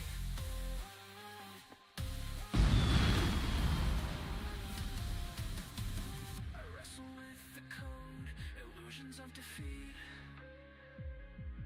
But hope is coded into every line. But yeah, I think our biggest issue right now is just killing the momentum in between shots. And if that is hitting a spot where it's blowing up on its own, which it's definitely doing, it's blowing up on its own because it's going too fast. Not because it's going too fast, but because it's moving faster, there's probably a larger margin of error on checking the distances, right? So if I just bring this back down a little bit. Puzzle piece, the cracks begin to heal.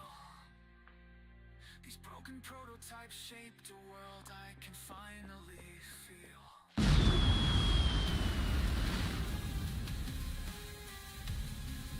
It still hits a spot where there's enough variance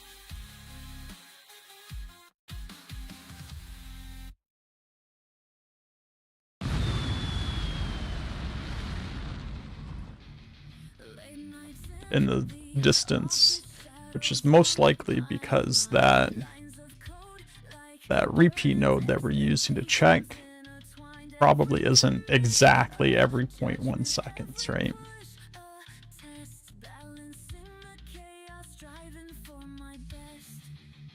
And since I don't think we have a way of getting like a delta time, I can't grab like a timestamp and map that out to make sure that we're calculating the right values here. I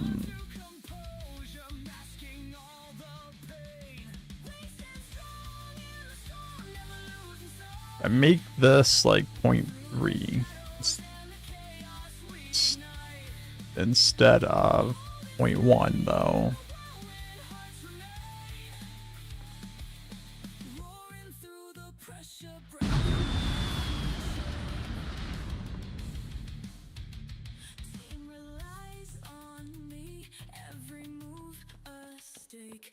I'm curious if that affects it blowing up when it's moving slower. A little bit.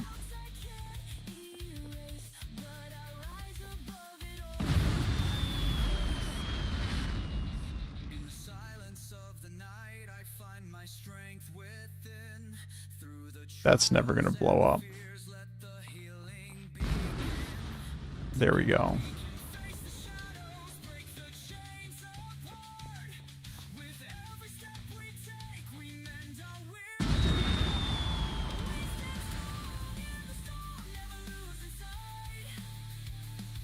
And that's really, to me, that looks really good. Like a long distance thing.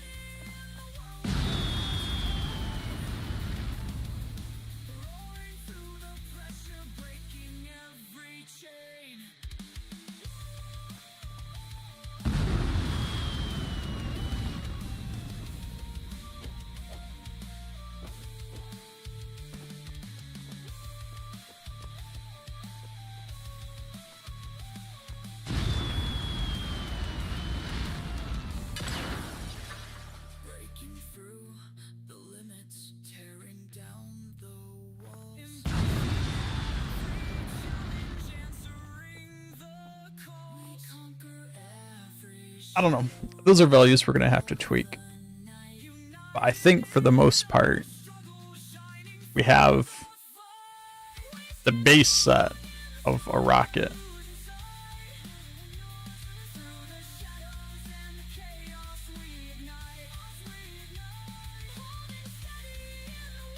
I think it works pretty good. I'll interact with any environment that has collision.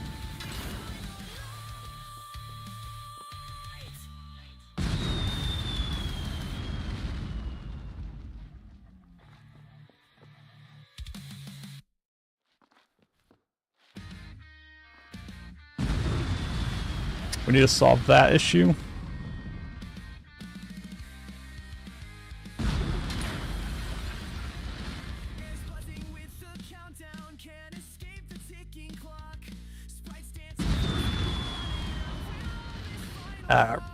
I almost think that's just it. That's the issue we got to solve. Is making sure that that momentum's killed between launches.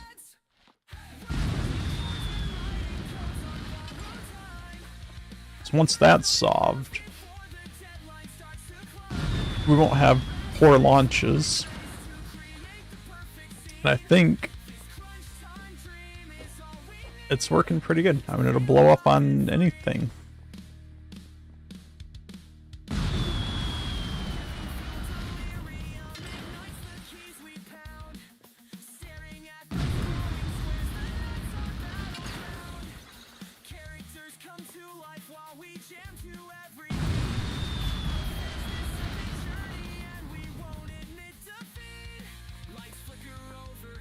All right.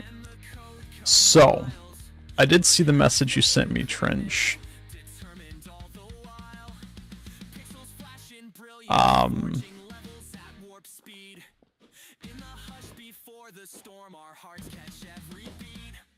don't know if we can build that today, because that's going to be a bit longer and more involved.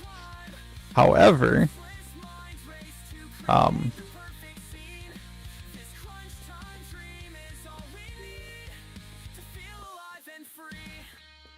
think my keyboard just died again. I don't know what's going on with my keyboard lately. I don't know if it's the keyboard or the cable.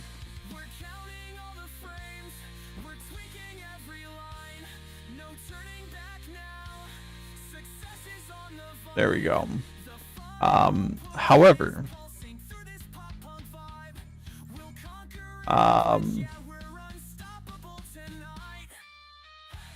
if I'm not mistaken,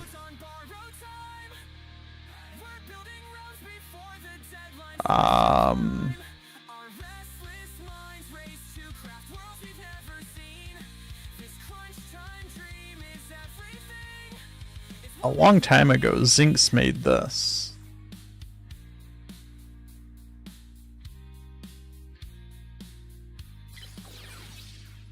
Pixel after pixel, we watch our vision take flight. We crash through every barrier, shining bright. Which what this stamp is, if I recall correctly, is pretty similar to what you're asking for. I just don't remember. Yeah, so the key card is here. How do I get to the... Is this the key card? Yeah, this has to be that key card.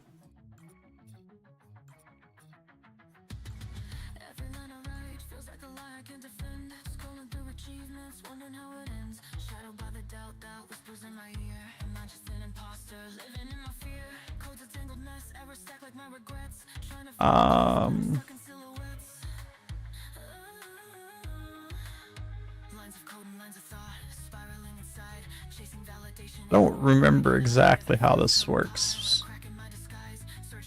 but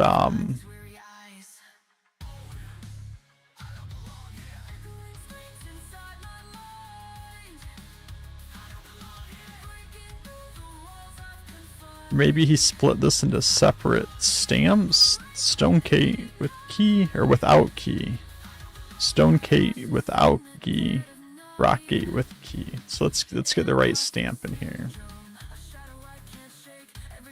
Rockgate with key.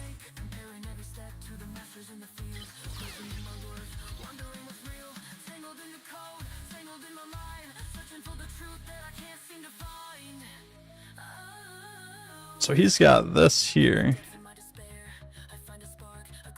where if I just hop in here real quick.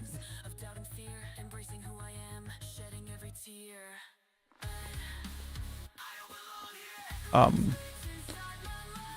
it's over here.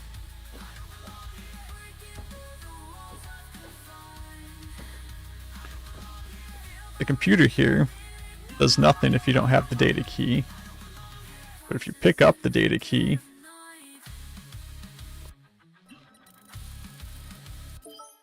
it opens the gate, right? Which I think is very similar to what you're looking for. It may not be exactly, may not be perfect, but if you want to dissect that stamp a bit and see what Zinx did there, that might help you get started. And then on Tuesday, if you still need help with it, we can dive into doing like a keycard system as well.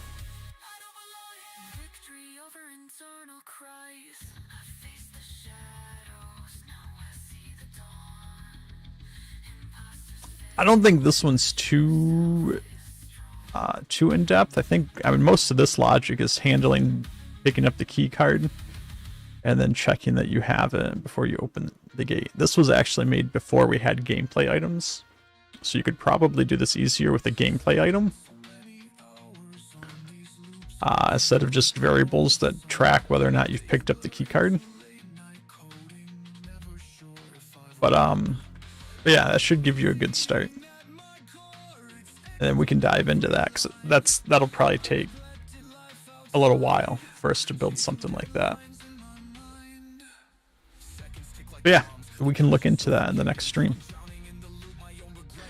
But we are going to wrap things up here. We got a pretty good rocket working that's purely physics driven. It flies with physics, it interacts with the environment, and blows up when it hits stuff.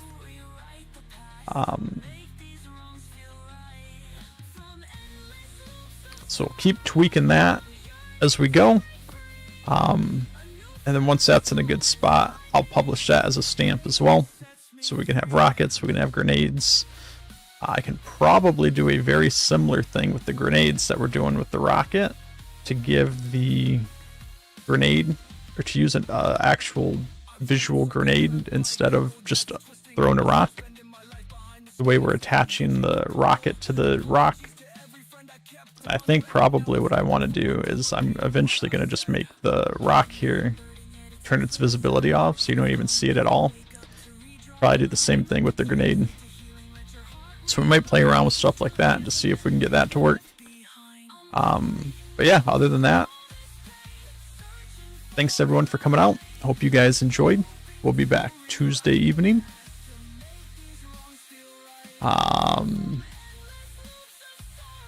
Yeah, hope to see you guys then. Thanks again for those subs, Trench, and the gifted sub to Dizzy. And I will see you all on Tuesday. Bye.